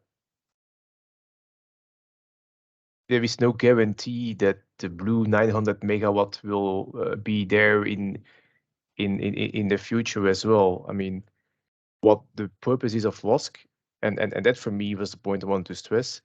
It's we are switching to this target model where we need to work on the newest grid model, the grid model that has just been secured with all available remedial actions in place. And this is the improvement that WASC will bring as something that we do not have in hand in this parallel run. And then sometimes the pre-congestions pop up, having an impact on capacities. So in general, with WASC, I do expect an improvement. But then to say that it will at least be on every of these 30 bars here, the size of the blue bar, that we cannot promise, because the methodology in itself is indeed different. We do a recalculation. We do not start from a virtual capacity domain from a day before to do an extraction. But there is, I'd say, there is a lot of perspective in there. The red bars, there are red bars, and they're not too far overall from the blue bars. But for me, Steve, is important is that once we have ROSC in place, and I mean, the more grid TSOs build, the better they follow their grid. I mean, by doing really flow-based, so really looking at what asset level is happening. The more remedial actions you take into account, the more redispatching you take into account, the closer you follow everything, I would expect core, the red bar for core as an overall to increase. That some borders decrease and others increase because historically there were maybe some risks taken or whatever. Risks that never materialized in any technical incidents, but okay, that I can live with. But I cannot live with the fact that red for core would be lower than blue once everything is in place. what are we in heaven's name doing? What are you as a TSO in heaven's name doing then? So you ask us to invest, because I represent consumers. We pay ever more to TSOs to invest in interconnectors, to internal lines, to do a much closer follow-up, and we end up with less capacity given on the borders. And somehow that is, for me, it's weird. Then I would tell you, stop all these projects and go back to what you were doing before, because we were paying less and we were getting more. Now we are paying more and we're getting ever less. And so there's really a fundamental issues. And I will also address this to all the regulators. There are some in the call, but it's really an issue that we should address. We're spending huge amounts of money on ending up with something that is less than it was before, without having any real physical danger to the grid in the past, because I've never seen any reports. I mean, Bernard otherwise would have been sitting here showing lots of graphs where there were lots of incidents. I haven't seen them. So the more you do, the more you invest, the less we get. Somehow that is not a good value proposition from the TSOs. Huh? Thank you. Well, we are now focusing a lot on this slide, of course. We also have the other slides where we can show that there is much less borders with zero capacity than before. So we are giving more positive ATCs than we in the IDCC process. But indeed, this gives that, okay, this is kind of a redistribution of wealth. If you give positive ATCs on more borders, then on average the ATC that you give is a bit smaller. This is moving ATCs around from one border to another a little bit. So that is also partly the explanation on the difference between blue and red. Red is indeed reducing the amount of time that the ATC is zero. Hélène, do you want to add something? Yes, I just wanted to jump so on this issue that, you know, we are waiting for the ROSC, and so we are in a transition between current and ROSC, and it's maybe more a reflection, not for today, but to see if we can tackle that in the future. Do you think that some I don't know, intermediate steps or ideas or you know, things could be put in place to ease this transition and to solve a bit the situation of those frequent zero capacities? I don't know, like are indeed awaiting, and I know we will not take the decision here, but do we say we are not confident and we want to wait for the ROSC, but in the meantime, or in the meantime, are we able to identify some quick wins and some ideas to anticipate and to avoid those so-called step backs on some borders? And it's more a takeaway or reflection for the future. I think, well, yeah, this is foreseen in the methodology, and this is one of the reasons why we take the DACF of 8:30 in the evening and not the DACF of 6 o'clock in the evening. It is to already have included as much remedial actions as is possible at that time. So the process of coordination is starting once the DACF is ready. The data is collected at 6 o'clock in the evening, and so then coordination can start to look for potential solutions. So yeah, this process is still improving. So this temporary process is still working better and better, awaiting the coming of ROSC, and then what can we expect with ROSC?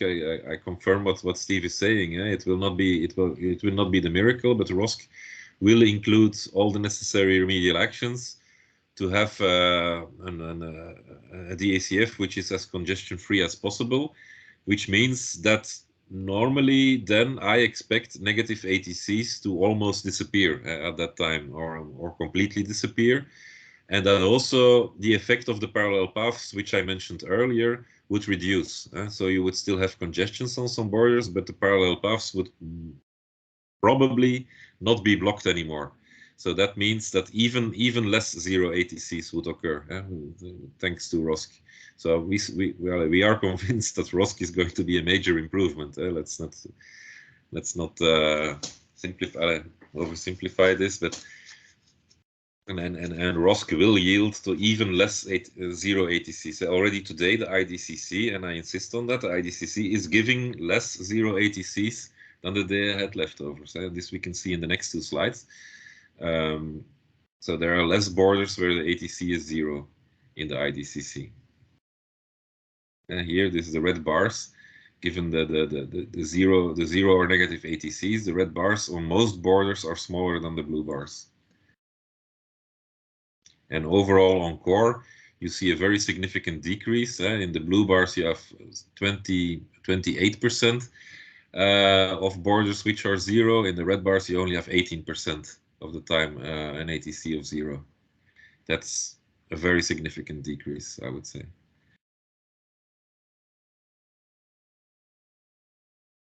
So this for me is very positive.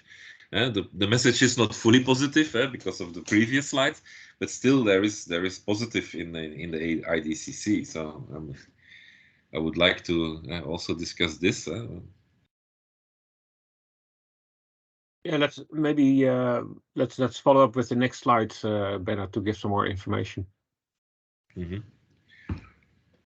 So in this, the previous slide, this slide, you still see it, so it's still being confirmed, but you see some very high blue bars, which are very much reduced in the red bars.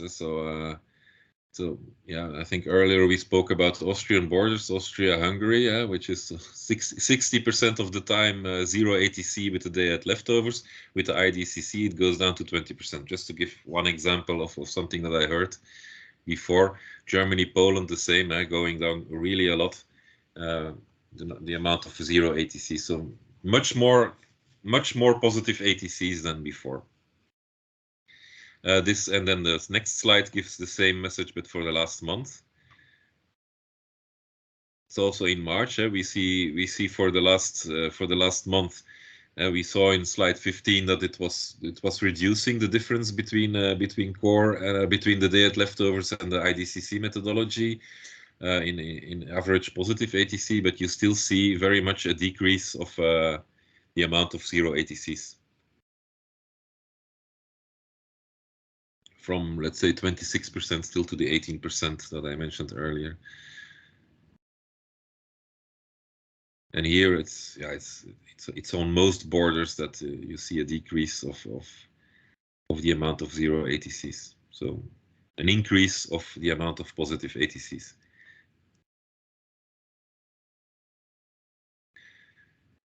But again, I follow the message also that I heard before. Things are not perfect yet, so we're still working on it, and I think we can still improve a little bit the DACF, which is used at 8:30, and we still have some time to improve. Romania, Hungary, yeah, this is. They're not all perfect, of course. There we see indeed an increase from 10% to 22%. Related to the Romanian system is, of course, in core region still an antenna to the rest of the system. So yeah. We have analyzed this, and there were all, again, operational reasons for this. There are congestions on that border which make it sometimes difficult to give capacity.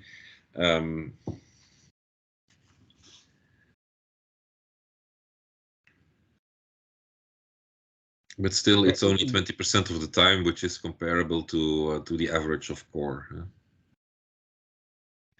But about there's a comment from Sylvia Mesa in the. Yeah. Sylvia, could you?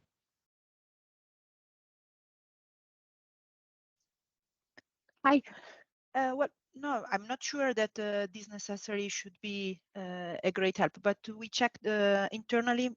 I mean, I work for Volue. It's an IT company. We kind of have a copy of the Euphemia, and we also take into account the optimization of flow-based market coupling with our own forecast and with your JAO, PTDF, and the day-ahead optimization. And well, at least let's say this is a very complex topic. I have two comments. One, from the mathematical perspective, I think would be definitely useful when you run all these analyses, verifying whether, for example, the very hot topic of the situation of the Netherlands, right, might be different if in the very first, let's say, day-ahead runs that you have, instead of having within Euphemia all the complex orders, so particularly the CO4 block orders, you leave them out, or you let's say, consider a different kind of bidding strategy, maybe on hourly level, like in Italy, for example, this would loosen the solution of the euphemia algorithm and would definitely come out with different dispatch of the power plants, especially the thermal ones, and also have a different impact on the cross-border optimization. First, it doesn't mean necessarily that this will solve these things, but here we are looking at only the borders and the grid, but in fact, the source of all these tests is that they had spot exchange, right? And therefore, we already suggested also another occasion, try once maybe to cooperate with the NEMOS to run your analysis without the complex orders and see what happens also in terms of cross-border optimization. And then if I may have a comment also on what was said before in terms of the capacities, for example, from the southeast. So we should have more lines. That's definitely a help. But the question is, where should you have those lines? Because these results are this now because the prices have developed over the last 3 months in this way. If tomorrow the fundamentals change for one reason or the others, then you will have other congestion. You will need to build other lines, which is obvious, but then the cost might become terrific, right? So of course, we need definitely more infrastructure, but it's not trivial saying where and who should pay for those, right? Because if to solve the congestions in the Netherlands, a line in Austria should be built, who should pay for that? So I find it's a difficult topic, but yeah, at least the half of the Mathematica suggests you might try to test internally. Mm-hmm. And Andrea and Dominic, are your questions covered already by Bernard? Well, generally yes, but I don't know. I know that Croatia is specific, but we, especially in these zero capacities cases, are seeing increase with this methodology. But I understand that in general welfare, the things on zero capacities have increased. So yeah, I understand the general welfare, but our specific situation is, let's just say, less than ideal. And especially our colleague that commented the necessity of new power lines. Well, I don't know who will pay for future costs of power lines, but congestions, we are now paying for congestions because we cannot evacuate in most cases our energy, and in some cases when we have a need to import, we cannot import in prices that are present on majority of markets. So at the moment we are paying the difference that is coming from the fact that we don't have enough capacity from Southeast to Central Europe. Yeah. I would like to understand, because when I look at this graph, I see all the Croatian borders have, well, except for really exceptional cases, positive ATCs, in both directions. So it's the percentage of zero ATC is almost zero on all the Croatian borders. So I'm not really understanding exactly the Bernard, point. may I just jump into this discussion? Sometimes the problem is between Austria to Slovenia and from Austria to Hungary. We can have positive ATC between Slovenia and Croatia, but we don't have enough volatility on intraday level to buy enough electricity or to sell enough electricity only to neighboring country. But so the key issue is within Austria. But then again, Austria, Slovenia, if I look at this, I see a very significant decrease of zero ATCs in both directions with the IDCC methodology. So for Austria, Slovenia, IDCC would be very good news. Yes, but if we go several slides before, we can see even higher barrier between Germany and Austria. And then due to the internal congestions within Austrian power grid, APG usually decides to have zero available capacity towards Southeastern Europe. Yeah. And we can do anything. We can't do anything. And also this, if I look at this one, I really want to play advocate of IDCC now, Austria, Okay. Germany. I see a lot less 0 ATCs in IDCC than with they had leftovers. So again, IDCC would help a lot to bring capacity, power from Germany to Austria to Slovenia and so on. We all hope that things will get better, but we have burned several times during the previous year after the implementation of the flow based on the head level. And now we are afraid of everything. And I understand. Honestly. Olivier had his hand raised already for some time, so. Hi, thank you. Yeah, just quick question on this Netherlands isolation you observed. So you mentioned that it was probably linked to high wind in-feed situation in the DACF or IDCF. One question would be for the wind forecast, the TSOs are using, especially the German TSOs and Netherlands TSOs, are they taking into account self-economical curtailment from the market players that would deload the wind farms if prices are going into a negative territory? Because that's like if you were just to take the say technical wind forecast just based on wind speeds, you would eventually have very high infeeds, but those high infeeds would not occur in real time because the market player would curtail themselves. So is it something you take into account in the DACF or IDCF? Economical curtailment from the wind producers? I do not have the answer to that. No, I don't either. So it's deep in the modeling indeed. Yeah. Yeah, I think that's quite that could be quite material, and given the price are known or in the after the day-ahead market, you especially for the offshore, you would see that each time the price are crashing, some farms are just not running because of self-economical curtailments. And that could reduce a lot the pressure on the system, and then eventually alleviate that Netherlands isolation situation. It's a question in both directions, from towards TSOs and from TSOs to market parties. It also depends. Our DACF model depends a lot on the schedules that we receive, and so if the schedules that we receive include already this economical reduction, then of course it will be included in the DACF. But you don't receive schedule for all wind farms in the world, no? It's I don't know. Is it the case that like all wind farms are submitting a schedule that then ultimately fit in the DACF and IDCF?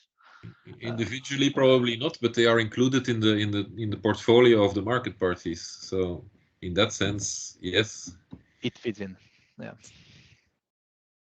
Okay. Well, it would be good to have an answer on that question then. Yeah. Patrick?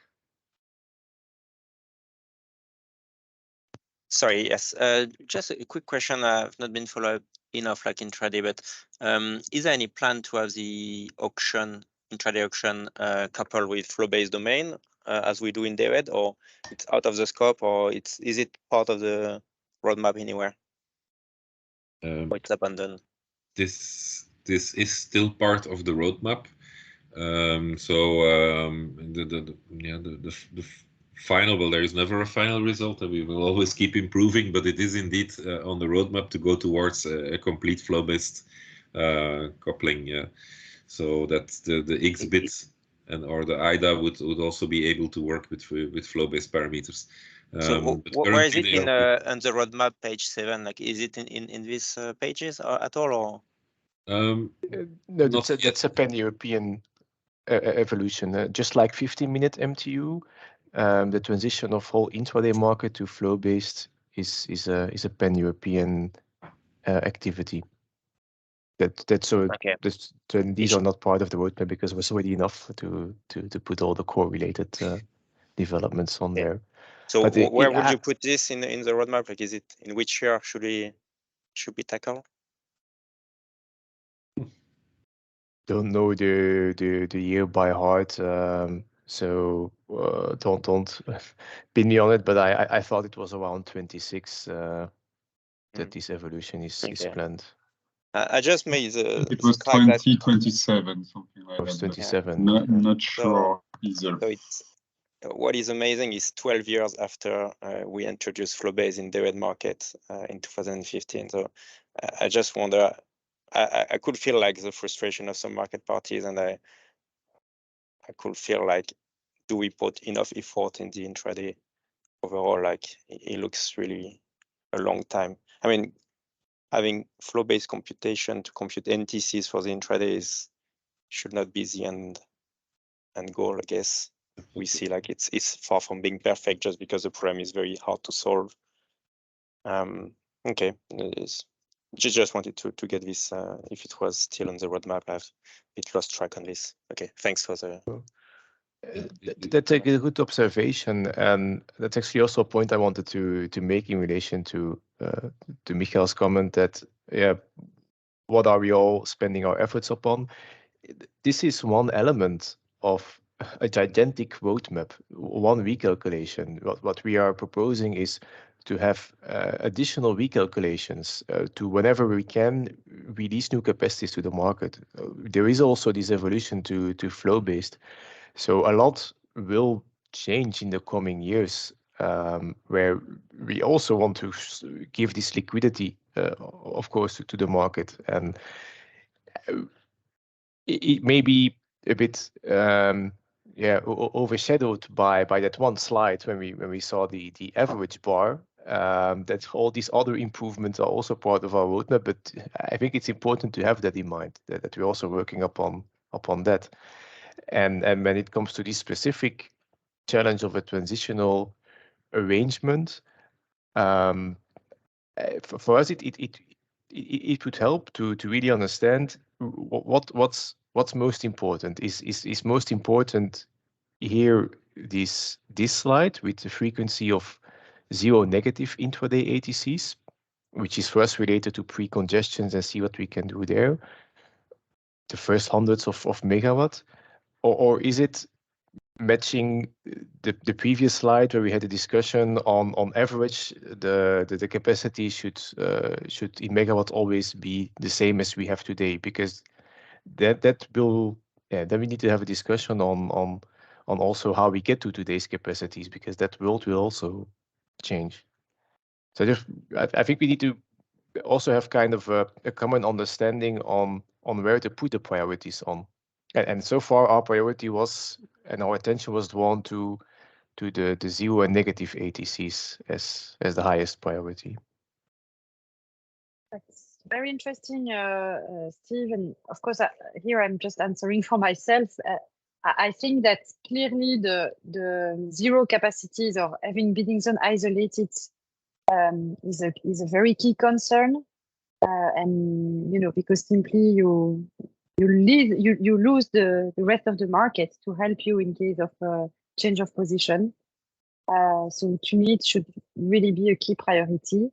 And I think the other point on the average capacity is more a general reflection that indeed, and under control of Michael, that we could understand indeed that if you look one border per border, indeed you will see some borders that get more capacity than before and some that get less, because previously the model was maybe more less precise, and hence more approximation or more assumption had to be taken, and therefore we end up correcting that.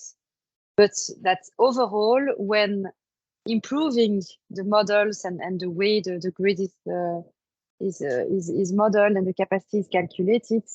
And of course, all other things being equal, we would tend to think that this would lead to an increase of capacity. So I can this only is my join you. understanding. Yeah. Yes, I can only join you. So that's also a bit with me the issue. I would understand that borders are fluctuating because you do a different modeling, but I'm very surprised that the average is reducing. And I understand, of course, that having isolated markets is not good. So it's good that you focus on that. But I did not expect that we would lose. And I mean, it's not 1 megawatt. Eh? On average, we'll lose, what is it, 150, 200 megawatts? That's a lot. That's a lot. So it's not something marginal. It's not like the rounding error. It's really it's a fundamental change, and that's why I'm very surprised that there is not overall an improvement, because if you get borders from away from 0 or negative towards a positive value, and the rest does not deteriorate, actually your average should increase. So you really see is a retrogradation compared to what was before. That's very surprising. That's very surprising. Yeah. So I think we can take away the key priority on this isolation. But I think we also need to come back with an explanation on why this average is reducing, and so that I think we can take it as an action point on our side, and I'm pretty sure that we'll be able to explain, and it will be related also to the wall of LTA capacities that are kind of, I wouldn't say biasing, but they are quite impacting today the day ahead domain on some borders, and then when it impacts the day ahead domain due to the current process of leftovers, where you keep then a part of the LTA, it also it impacts the intraday capacities. But this clearly is something, this LTA component that is not part of an intraday logic of an intraday methodology. And that LTA component in itself, as we explained previously on your question on slide 7, this will also evolve the size of LTA, because we are moving to a coordinated long-term capacity calculation process. So I just wanted to highlight that, so that there is maybe already some further reflection, understanding on where sometimes there is a bias, a push up in terms of intraday capacities due to these LTAs that we will never be able to secure with target models, because they simply don't run on LTAs in intraday.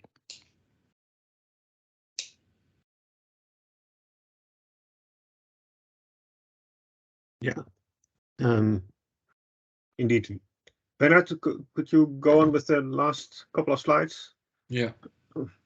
So slides 18 and 19 are a little bit more information on exactly what kind of ATCs are being calculated on the borders. On slide 18, you have per border, you have some bars showing the frequency of day at leftover values. So it's the current ATCs. This moving curve in the middle is the amount of 0 ATCs. So this is sometimes quite high. Yeah? And then you have the colored bars, which show when the ATC is between 0 and 50, or between 50 and 100, between 100 and 200, and so on. So, and then the red one, the top one, is when the ATC is larger than 500 on every individual border. And you can compare slide 18 with slide 19. It's the same legend, so the same colors. As you can see, the floating curve is here much lower, so there's much less capacities which are 0 or negative. And so you see also here when the capacity is between 0 and 50, 50, 100, 100, 200, 200, 500, and the top color is higher than 500. So a lot of the time you see still on all borders that capacity is let's say 200 megawatts or more. It's really for intraday, this is not bad. There are some exceptions, but for these exceptions, well, they're also less in the current day ahead leftovers. So if you compare the two curves, this should show that in general we deliver more positive ATCs with the IDCC methodology.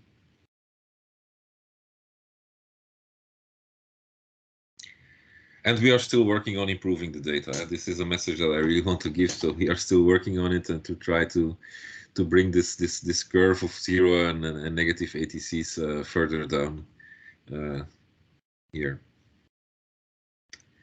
Slide 20 then. So this is, yeah, we discussed it already a lot. So this is the isolation of the bidding zones. On the first one is for import. That means all import ATCs are 0. The second one is all export ATCs are 0. And the third one is all ATCs in all directions are 0. And there, okay, it's very clear that you have this red bar of the Netherlands that we are looking at now with a loop. We're going to try to find out why this is so high. And then we are confident that with some data analysis, looking at the input data, that we could reduce that. But yeah, we have to see. As I said, flow-based is a very complex process. It's very complex calculations. Our best experts are looking at this, I can say. Okay, slide 21. Yeah, we've added this final slide to show a little bit the two ATC extraction approaches that we have. So currently, the data leftovers are being extracted with an optimization approach, and for the IDCC process, we have developed an iterative approach, which is conform the methodology. Article 21 of the methodology specifies that it should be an iterative approach. So we have compared the two approaches for a certain amount of business days, 5 in fact. And yeah, it gives an indication that indeed the optimization approach, and this is kind of confirming the previous slides, so it gives a slightly higher average ATC on most border, but the frequency of 0 ATCs in the optimization approach is also slightly higher. So yeah, what can I say? If we would go back from the iterative approach to the optimization approach, we would go back more to the blue curves, which means slightly higher ATCs, but also more 0 ATCs. So again, it's a choice. It's a give and take. I think maybe with a stupid example that I could give, which is not correct, is what do we prefer? Do we prefer to have 500 megawatt if you look at 4 borders, 500 megawatt on each border, or 1000 megawatt on 3 borders and 0 on the 4th one? It's kind of this redistribution of ATCs. So I think IDCC is more smoothing the ATCs over all borders and trying to give ATCs to as much borders as possible. And in the day-ahead leftovers, we see more 0 ATCs. So and this is the same that we see iterative approach versus optimization approach. So again, because in our minds, we give more importance to having positive ATCs as much as possible, we prefer the iterative approach from TSO side. Any questions to Bennett about this?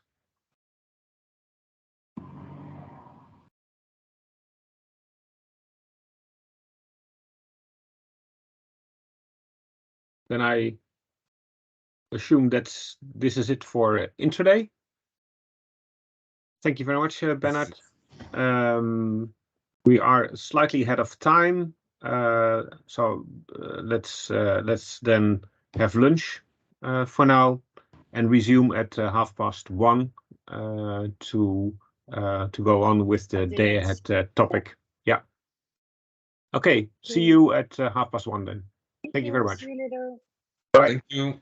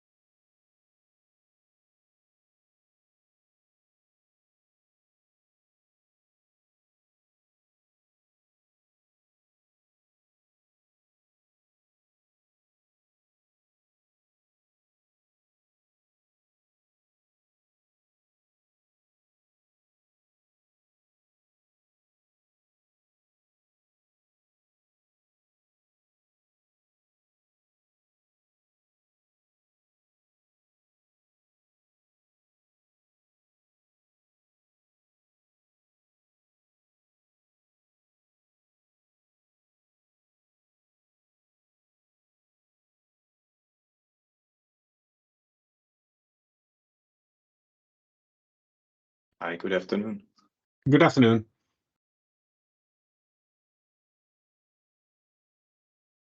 Hey, good afternoon. Good afternoon.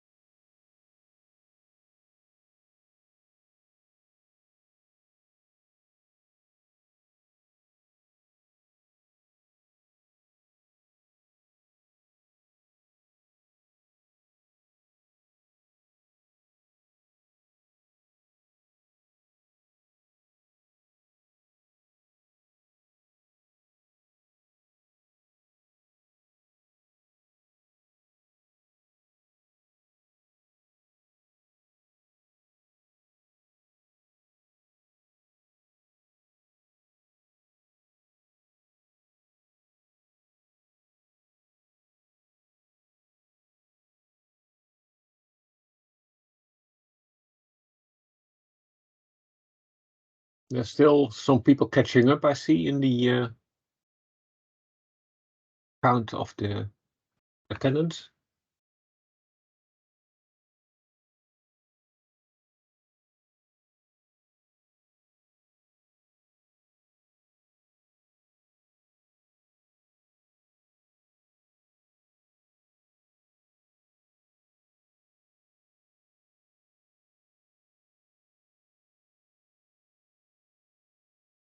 Can we wait 1 more minute and then start, Helen? Okay. Yeah, okay, let's wait 1 minute.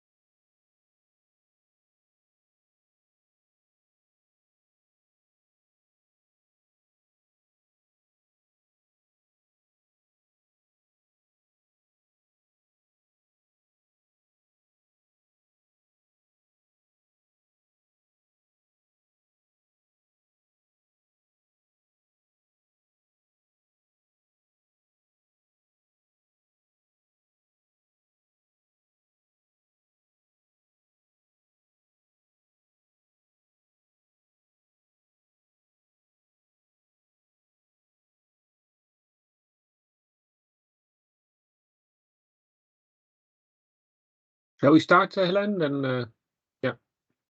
I think we can start. So we are tackling now day ahead capacity calculation. Yes. Good afternoon, everyone. I hope you had an enjoyable lunch break and got to regain some of your strength and energy. For core day ahead capacity calculation, we have 2 topics today. The first one on CGM improvements, and the second one on the spike, the standard process to communicate and assess impact of changes, significant changes in core. But to start with, we tackle CGM improvements. Why is this on the agenda, or why is this important? Well, core TSOs have proposed to core NRAs to replace the post-go-live study on the FRM by a package which would contain then that we set the FRM to a default of 10% of Fmax, and at the same time improve on the CGM quality and monitor the quality. TSOs have identified that there was several streams to be pursued in order to improve the CGM quality. And these were then mapped into the CGM roadmap, which we're going to discuss over the next few slides. These improvements are now grouped into 12 streams roughly with different levels of priority, depending on how much gain or quality improvement is expected from those. And this was also discussed with the NRAs just a few weeks ago. To start with, initially there was two approaches on the table. The first one was a top-down approach, which would have looked at a potentially narrow set of CGM quality, potentially comparing flows between the D2CF and the DAC-F models. But then it would have been difficult to spot the immediate underlying issues. You would have observed that there were issues, but you wouldn't have had a clue on where to look deeper and what to actually fix. An alternative approach was the bottom-up approach, where issues and challenges that are observed in the CGM and in the merging process from the daily process are used to group and propose measures so that the CGM quality overall can be improved. This bottom-up approach was then also chosen and led to the roadmap a few slides further down. And the bottom-up approach resulted then in that some issues and root causes that were identified during experimentation already and the external parallel run, but then also since go live almost a year ago, could be mapped into the improvements. And KPIs that would then measure the quality of the CGM would be introduced at a stage when the most severe CGM quality aspects have been addressed. And then we really measure, so to say, top down the quality of the CGM and make sure that the measures taken also result in the expected quality gains. And then at the bottom, we have a few issues listed that were discussed during the development of the roadmap. Some of them are IGM quality errors, and then dispersed further into nodal errors for forecasting, so load, res, redispatch, and topology errors. But then also during the merging, the base case improvement, replacements, and so forth, and capacity calculation and simplifications. So the impact of the GLSK, to name a one prominent one, but also the net position forecast errors. So really the forecasting of the expected market outcome. Okay, on the next slide, Reid, could you? Oh, yeah, thanks. So the bottom-up approach then resulted in a couple of measures to be taken, and those are then listed on the next slide, but it should also be noted that this list is not exhaustive. So these are the ones that have been observed, where there have been triggers to look at those further, but it doesn't exclude that anything new pops up or that things were overlooked.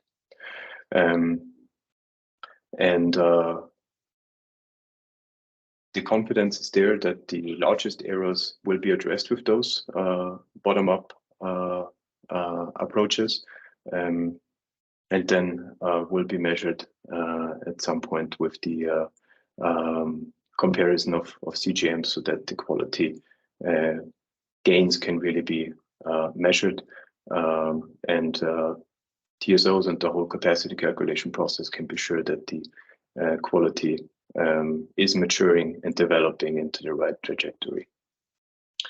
And now to further give you insights on what exactly is in the CGM roadmap, I suggest we go on the next slide, where we have tried to depict the three, let's say, buckets that we looked into when it came to the CGM improvement roadmap. When we look at now at this picture at the bottom, where we have basically 3 pillars, which are labeled then IGM creation, base case improvement, emerging, and initial capacity calculation, and start from left to right. Process-wise, we start with the IGM creation, where TSOs create their IGMs locally. Here, a few measures were found. So those measures are now aligned or attached to the process steps in those yellow numbers, and those correspond with the numbers in the list on top of the picture. Where, for example, for the IGM provision, we have identified that the GLSK plays a role for shifts. DC load flow in merging as a fallback is something we want to implement, and monitor precongestions both in CGMs and IGMs. Then work on the replacement strategies. This is in particular of particular relevance when IGMs do diverge during the merging process, and work on having the IGMs provided at the net position forecast, so that the IGMs are already shifted to the net position that the merging process expects, and then the IGMs would not have to be shifted vastly, and by that potentially degrade quality. The next step will be the base case improvement and merging, where we have basically 2 raw inputs. One is the net position forecast, again, the forecast of the expected market outcome, and then the individual IGMs of the TSOs. To combine those 2, the so-called base case improvement process kicks in to then obtain a CGM, a common grid model, at the target net positions. And these come from partly the net position forecast and, if needed, the base case improvement process. Here, also some improvements were identified. One is on the algorithm itself for the base case improvement. Another one, more generally, the integration of non-core bidding zones or control areas, in particular Italy and Switzerland, with their grid models having a big impact also on the exchanges in core. And then again, the replacement strategies to make sure if replacements are needed, those are picked rightly so that the quality is not degraded unnecessarily. In the shift towards the target net positions, we have again the GLSK as one factor that plays in here heavily, and precongestion in the CGMs or IGMs at that point still.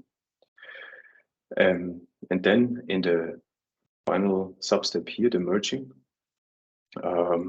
we identified improvements on how to handle HVDC interconnectors and net positions in general during merging. For example, the interconnector or the HVDC lines between Italy and Greece, but also Italy and Montenegro, the intercable. Those do also have impact on exchanges in core, and they need to be considered correctly. Further, also here, the integration of Switzerland and Italy important, and then also to have the DC load flow as a fallback in merging in case the AC merging load flow does not converge. Then we move on to the capacity calculation, and here the initial capacity calculation, so the first stage, where we first have the step of loss redistribution. This is needed because the merging takes place with AC load flow, but capacity calculation then takes place with DC load flow. Then the initial reference flows, FREF, at the net position forecast are computed. Here, the target is then that with all IGMs already being provided at the net position forecast, that the reference flows quality improves to the largest extent.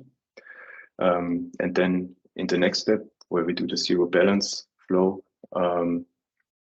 computation, the GLSK plays an important role again.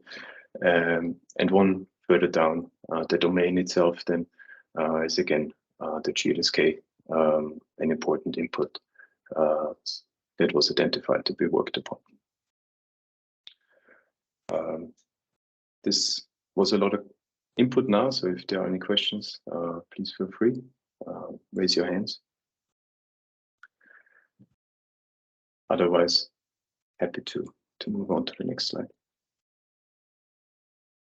Yeah, Helen? Maybe, yeah, a general question from my side. So first, thanks a lot for the explanation. On our side, what can we expect from this? I mean, will it change something, or is it more just for us to know what is, let's say, behind the screen, or do we have to expect some impacts? Well, I guess it's both. So yeah, on the one hand, it is information on what is happening behind the screen, like you mentioned. It's important to understand, I think. But then also that the overall quality of the capacity calculation process, or the results rather, is expected to improve. So that, for example, now I'm just picking out one, the precongestions are reduced, or the number of precongestions is reduced or managed.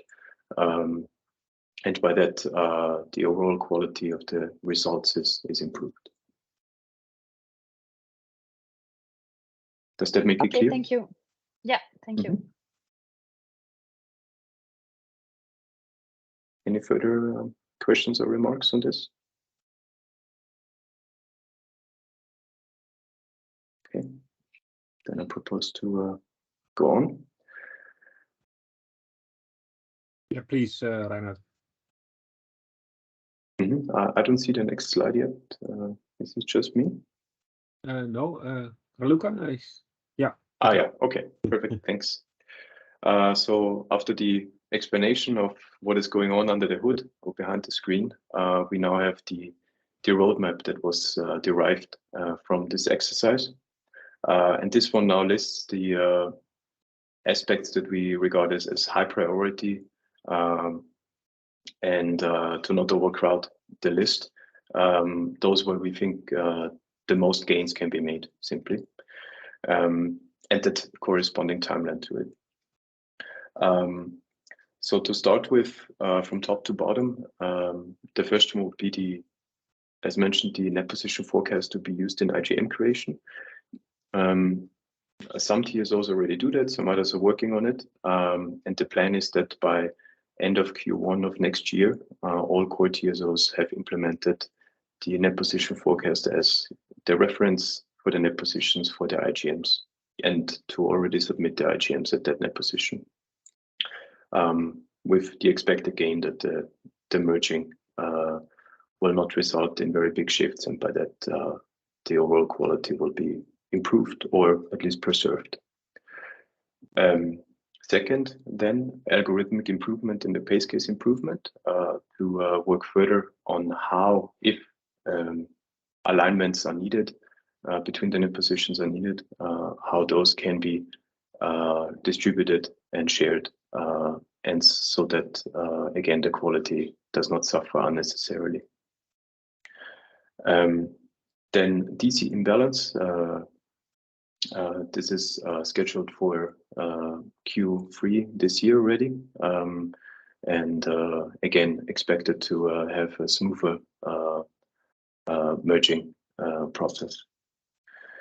Then the handling of the HVDC and net position during merging, like mentioned on the previous slide already. Here, for example, the Cobra and Monita are mentioned as well. So those interconnectors that are outside core, but still have a big impact on the flow pattern, and to better integrate those is important.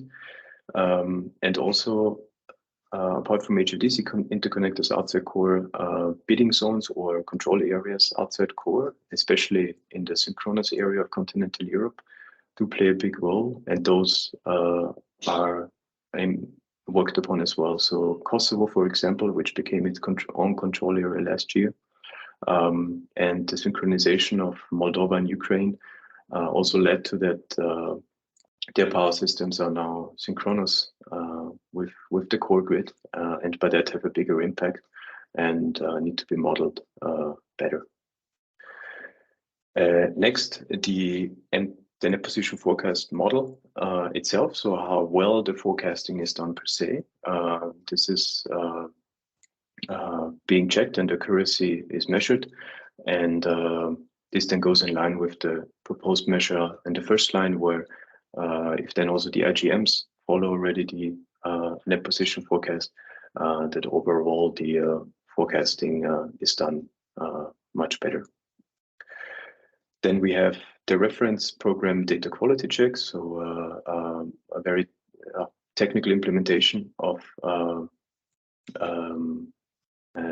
checking the quality during or right after merging, and that will be visible also then to the operators, in particular to the RCCs. The net position alignment, here's specifically, it used to be necessary to have the German control areas plus Luxembourg merged first into a German IGM, so to say, because there used to be a net position forecast only for the German bidding zone, or the German Luxembourgian bidding zone. This has now been disaggregated into forecasts per German TSO. And by that, the so-called German pre-merge is not needed anymore. And this will be, again, an improvement more in the process rather than in the data handling, but still identified as a big improvement as well. Then using DC load flow as a fallback during merging. Right now the AC load flow is the only way, and if that does not converge, the merging doesn't work. And with DC load flow merging, it's expected to have a fallback process to that. And then also, as referred to already, the monitoring of precongestions, which is also currently being implemented and tested. And then at the bottom, as I said, the roadmap now only lists the let's say major improvement tracks that we expect really to yield quite some improvements. And at the bottom we have a few further ones listed that we work on, but are considered as lower priority, or are tackled somewhere else, like the GLSK methodology. That's a separate post-go-live study as per the day-ahead CCM. Then integrating Italy and Switzerland also in the base case improvement. Also something that will definitely help, but for now is not regarded as the highest priority. And then a bit in relation to that, the replacement strategy for non-core TSOs. As mentioned, also in parts of the continental European system that are not part of core do have a big impact, and by that it's also worth improving the non-core TSO inputs into the core process. Are there any questions or remarks on this?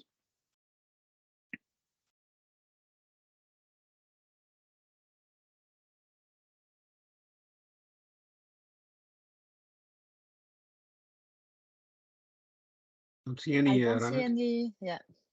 Okay, good. Thanks. Then this was the CGM improvement topic. And then we would go to the second topic under the day ahead topics, which is the spike, the standard process to communicate and assess the impact of significant changes in core. And this is the first proposal as developed by TSOs. So it's much mimicked on the core spike, which many of you might be still recall.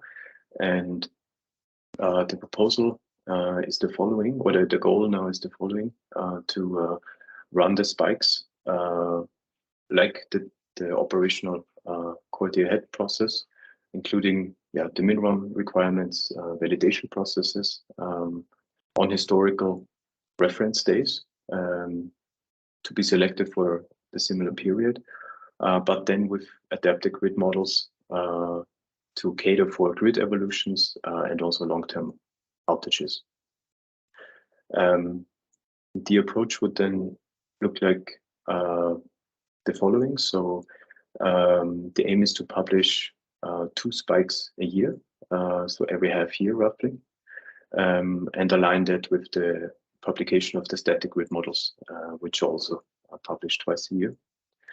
On the content, the idea is to select 5 reference days from the past and mock up those with future grid evolutions and long-term outages, and especially long-term outages that are longer than 3 years, and anticipate the future by that, so to say, run the process on it like it was operational, and publish the results out of that, so that market participants can anticipate major changes in the grid and the impact on the domain, the PTDFs, and so forth. The thinking on the selection of reference days goes like to select 5 days out of a 6-month period in the past. Then we would reserve a few months to execute the spike and look at the target period 6 months after the publication. So in this example now, for example, we would see that we would look at 5 days between March and August of a given year. We would execute the spike in the months September roughly through end year. Have the spike published end of January in this example for the period that is starting with March of the following year. So that we basically have a rolling iteration of how to move forward. And with the second publication of the spike, we would then, so to say, shift everything by 6 months, so that over the course of, are there any questions on this? Not a question, but I think it's a very positive news. So thank you for that. And no specific question on my side, but I think it will be very useful. I don't know if other people have feedback.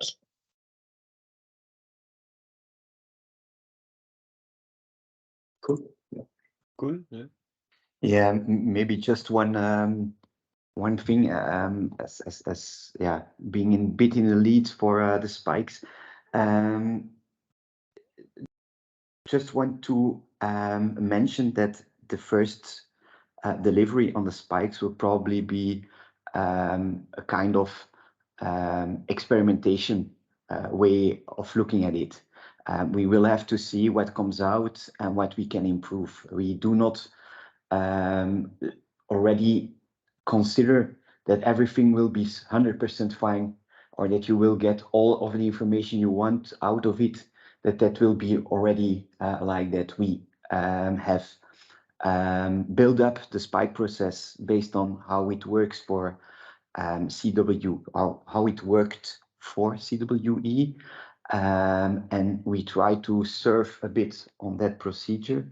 But it might be that for core we will get some questions from you, and that we will need to adapt a bit more our spike methodology for that one. So please consider it also like this if you receive for the first time some results, because it's for us also a new trajectory that starts and where we want to learn upon. Okay, clear. Maybe a suggestion then, depending on the moment of, when you are finished with the first one, if there is no core CG plans, maybe we could think about scheduling a 1 hour telco just for Q&As or for going through the results, and so that you can collect also questions or feedback. I think that could be useful. Indeed, that can be very helpful. Yeah.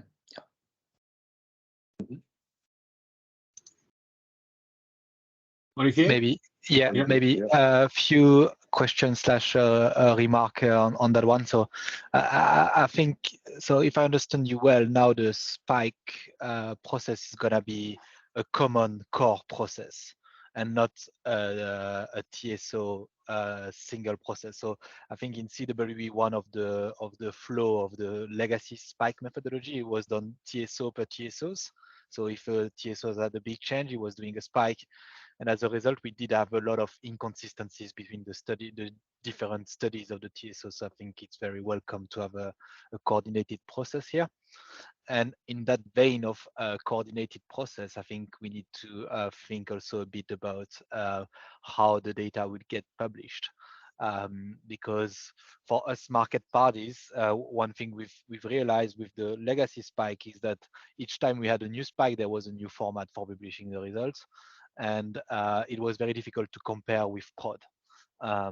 So ideally, the result should really look like as close as possible to the prod format, so that it can easily be compared with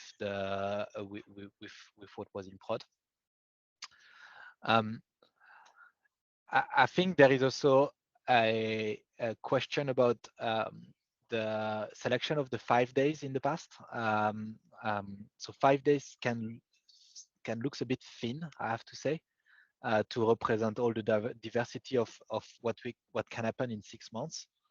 So like if you were to just do a weekday weekend split, you already get only 2 weekends and 2 weekdays. If you divide by 2, or let's say 2.5, let's say. And now if you want to do something like windy, non-windy, medium windy, then you're already out of sample, right, with those 5. So if you were to say the very simple clustering, low, medium, high wind, and weekday weekend, you already need 6. And that would just give you 1 per cluster. So yeah, I think there is the question of the number of days, and also the question of how we select them smartly, let's say. And I'm not sure I see that here. And then May I just comment on that one? Yeah. I fully understand your question on having sufficient moments to be selected in order that it is representative for a complete period. I understand that completely, but I also think we in the past have already highlighted that it is quite important that the Spike process would mimic also the operational process. And in order that the results you will obtain also would be representative, because we can do a lot on calculating on representative days, but if the results would not be representative, it would not help you further neither. And that's a bit the equilibrium we have tried to find in order that the execution of spikes as such is still doable also in workload from a TSO perspective also, because you have to consider that compared to the early CWE spike approach, nowadays we have to also incorporate or embed into the process everything which is about individual validation and the RAO and so on. So there are a lot of steps that are come on top of in the core process, compared to what we had in the CWE process. And if we would have said, okay, we do not consider the individual validations, then it's very, very, very hard to say whether the results that come out would be in the end relevant, because you then would work with a lot of virtual capacities that you receive in the end, which in reality, when we are in an operational process, would possibly have been cut off. So that's an extra complexity that comes on top of, and that makes the spike process or the spike execution a lot more heavy in workload. And therefore we come with this proposal for having 5+2 days to be executed, but on which we do the complete operational process, also including the individual validation. But I see that a bit as two orthogonal problems. No, the fact that we want to be in the same as close as possible to the operational process and the selection of those days. I mean, you have 5 days to select someone 6 months. You could select them randomly. You could select them. It's just how do we select those 5 days basically, and shall 5 days be enough? I don't see really the link between that and the fact that the process should be as close as possible to the production process. We have 5 days to choose among 6 months, and we need some kind of a method to choose those 5 days. I think that's just what I'm saying. Yeah. There's on the next slide, if you can jump there, Olivier, there is a proposal on how to select those 5 days. And those are largely based on CW as well, right, Kun? Yeah, that's a bit built up on what was called the light spike process in CWE, I think. And there you had this selection of 7 days, which are mentioned here. And then, as you can see, day 6 and day 7, we have skipped them because the volumes are no longer calculated in core. And so therefore, we saw this as a possibility to also add within this process or within this methodology 2 extra days on which we can also look a bit into long duration outages, which is also relevant, I think, from a market perspective to have ideas on what can be the impact of long duration outage. So that are the, day 1 is then the Sunday with the lowest wind in feet. Day 2 would be the work day with the highest wind in feet. Day 3 would then be a little bit like a normal, so the most reference day. So any work day, maybe we can put Saturday in between brackets in the available periods with average wind. And then day 4 and 5 are the extremities with the lowest exchanges and the highest exchanges in core.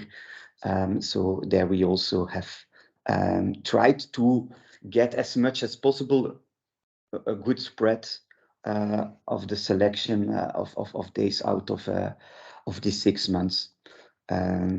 This is a bit our proposal indeed. That sounds. I haven't seen that one, but yeah, I guess that's answered my question. Yeah, that sounds good. Yeah. And maybe an additional question would be related to all the methodological changes. Typically, the minimum RAM, as we're gonna do,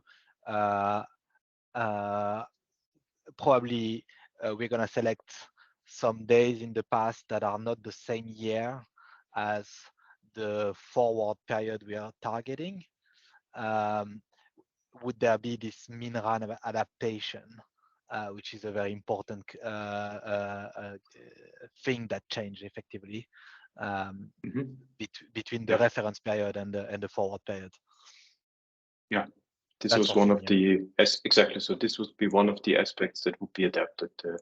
The min RAM targets, the grid topology expected, and the long-term outages, like Kun mentioned. So those would be the 3 main screws to turn, basically. Yeah. And a bit linked to that question, we were already discussing how we would take into account and the new minimum targets for next year. So probably the best way is then to focus on a period from the first half year, because then at the beginning of the year you will have new minimum targets. So for the first spike we will produce results for, we'll probably target a period from January to June, because then we can also incorporate or embed this new minimum targets into that one. So yes. Sounds good.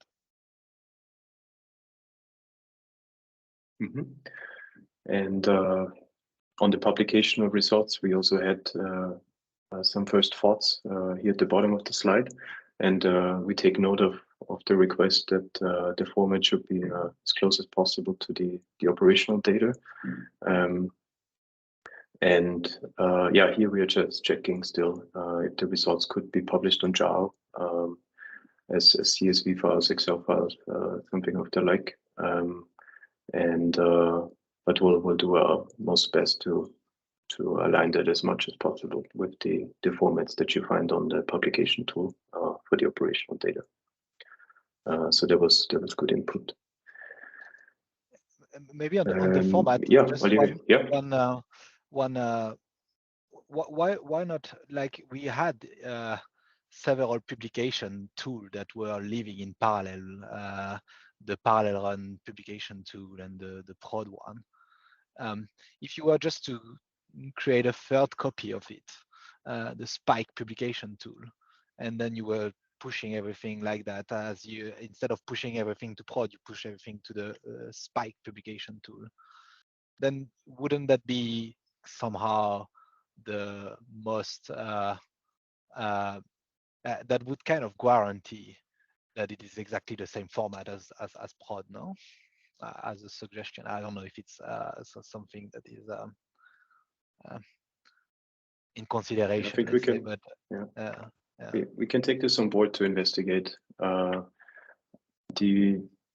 IT specifics, I don't think we can discuss here now, but I mean, we just take it with us and see if that is an option. I'm not aware that it has been discussed, but yeah, we can definitely look into that. Yeah. Thank you.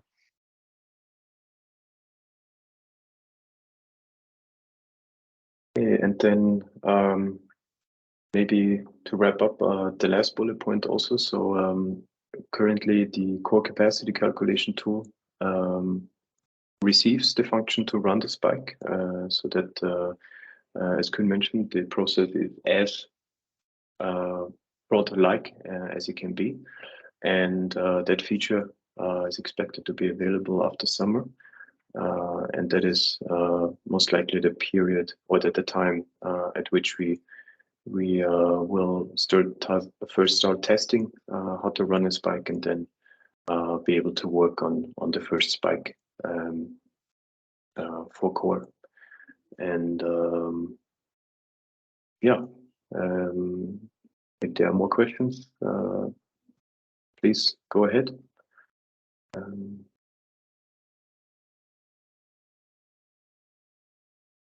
And if not, yeah, we'll keep this topic on the agenda, yeah, and inform you about the developments.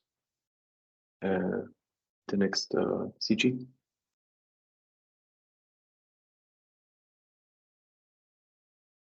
Thanks, Reinhard. Thank you all. And yeah, I see no hands raised or in the chat or Q&A. You see, check. Nothing. No. Okay. Thanks. And yeah, a bit ahead of schedule, Steve. I'm not sure whether we can already start with the data publication part of the agenda. I'm here and I'm available to speak. So, Marina, yeah, yeah, great. Okay, yeah. Yeah, we have one slide on this. because recently all the improvements that we communicated in the previous CG, that was in February, have been released. And on that, we have also sent market messages as we promised back in February. So what you see here on the slide is an additional message on top of all the improvements that already were communicated earlier. So Magdalena, I'll give you the floor. Yes, thank you. I'm Magdalena Mikhailova. I'm business analyst in JAO.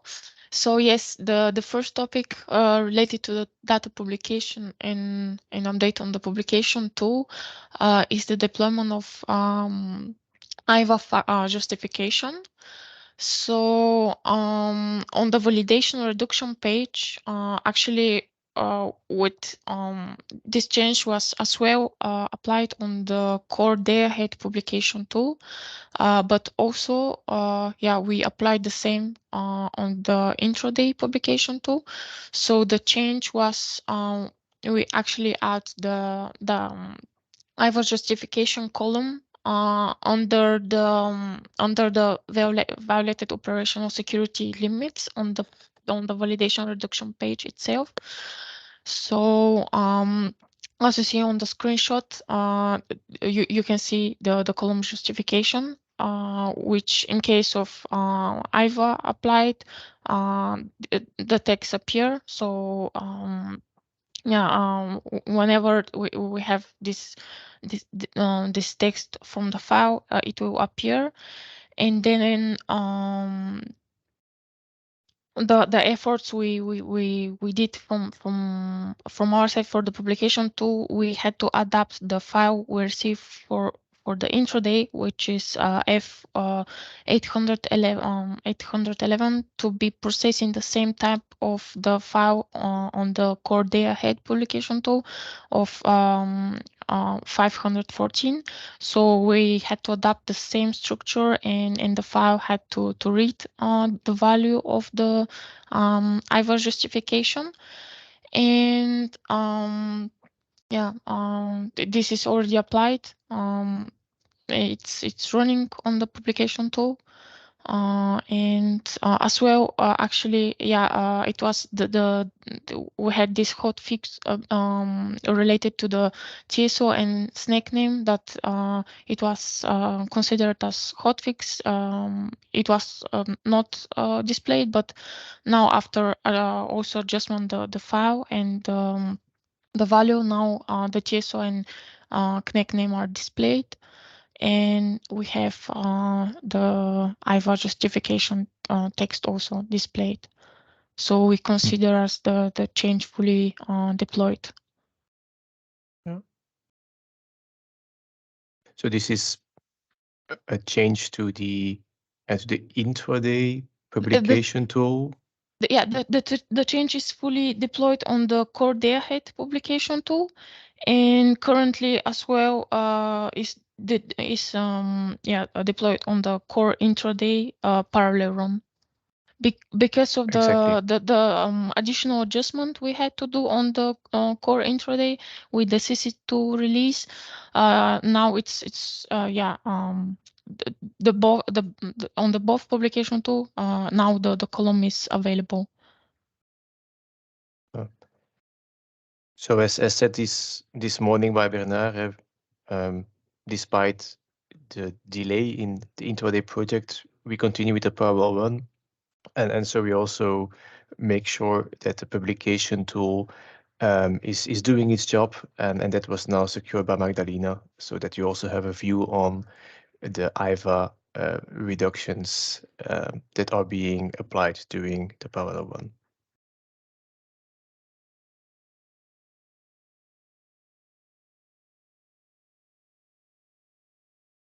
See a hand being raised by Olivier. Yeah, maybe one while we are talking about the publication tool, I think it's a bit unrelated here, but we were wondering how is it possible for us to know whether a CNEC is a MNEC in the flow-based domain. So this so-called monitor network critical element. I don't think for us it's possible to know that at the moment. We just have the pre-solve column in the domain, and yeah, I was wondering if it's an information that could be added to the domains, because we don't know basically what are the so-called MNECs at the moment.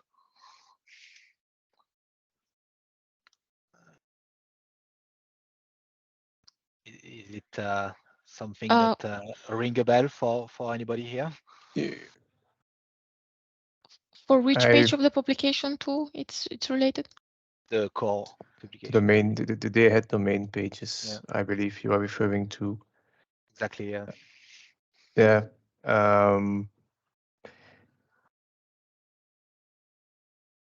A question to be noted, from top of mind, indeed. Yeah, obviously, when pre-solved is yes, you know it's a CNEC, but when you look at the whole list of network elements, your question is the label is always showing CNE and contingency, but is there behind also monitored network elements instead of CNEs? Exactly. Yeah. Yes. Yes. Okay, let's take that as an action point to look into that question. Yeah, that would be great. Thank you.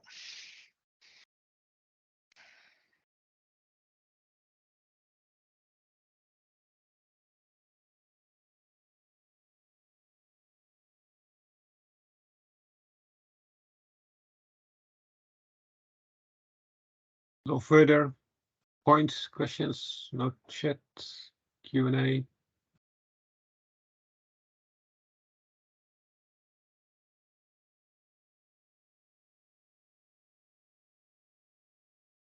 No. Okay, then, yeah, I already mentioned this at the beginning of the meeting. So as of today, we have a survey on quality of data live. Please go on to the ENTSO-E website and you'll find the survey. And yeah, we try to further improve things here. So your input is very valued. Yeah. Okay. Yeah, indeed. And then I want to compliment that it's on all our data publication related activities. So publication tool, as mentioned on the slide, also the static grid model. And it's also our duty to run such a survey. It's one of the requirements in the CCM. I think it started this week and it runs for 1 month, if I'm not mistaken. And then afterwards, the results of the survey will be incorporated in the annual report. So remember, we also have an annual report to publish as requirement in the CCM with a lot of themes to cover. And one of these themes is then on the data publication and data quality. Yeah. Thanks, Steve. Yes, then we just end with the announcement of the planning of the new the next core consultative group, which is on the 4th of October. Hélène, here we might want to change things a bit because the 4th of November is also the date the deadline for Acer in its IDCC division. Yeah. So maybe we should. So maybe we do it a bit after. Yeah. So let's maybe discuss it and see if we should or not change this date. But for the moment, it's the 4th of October. Yeah, and then obviously minutes will be made after this meeting and will be published on the ENTSO-E website. Further information you can find here as well. Thank you very much all for being here. Hélène, do you have anything to add here? Nothing to add. I think it was a very useful meeting. Thank you. Yeah. Okay. Thanks for the feedback. Thank you very much and see you next time.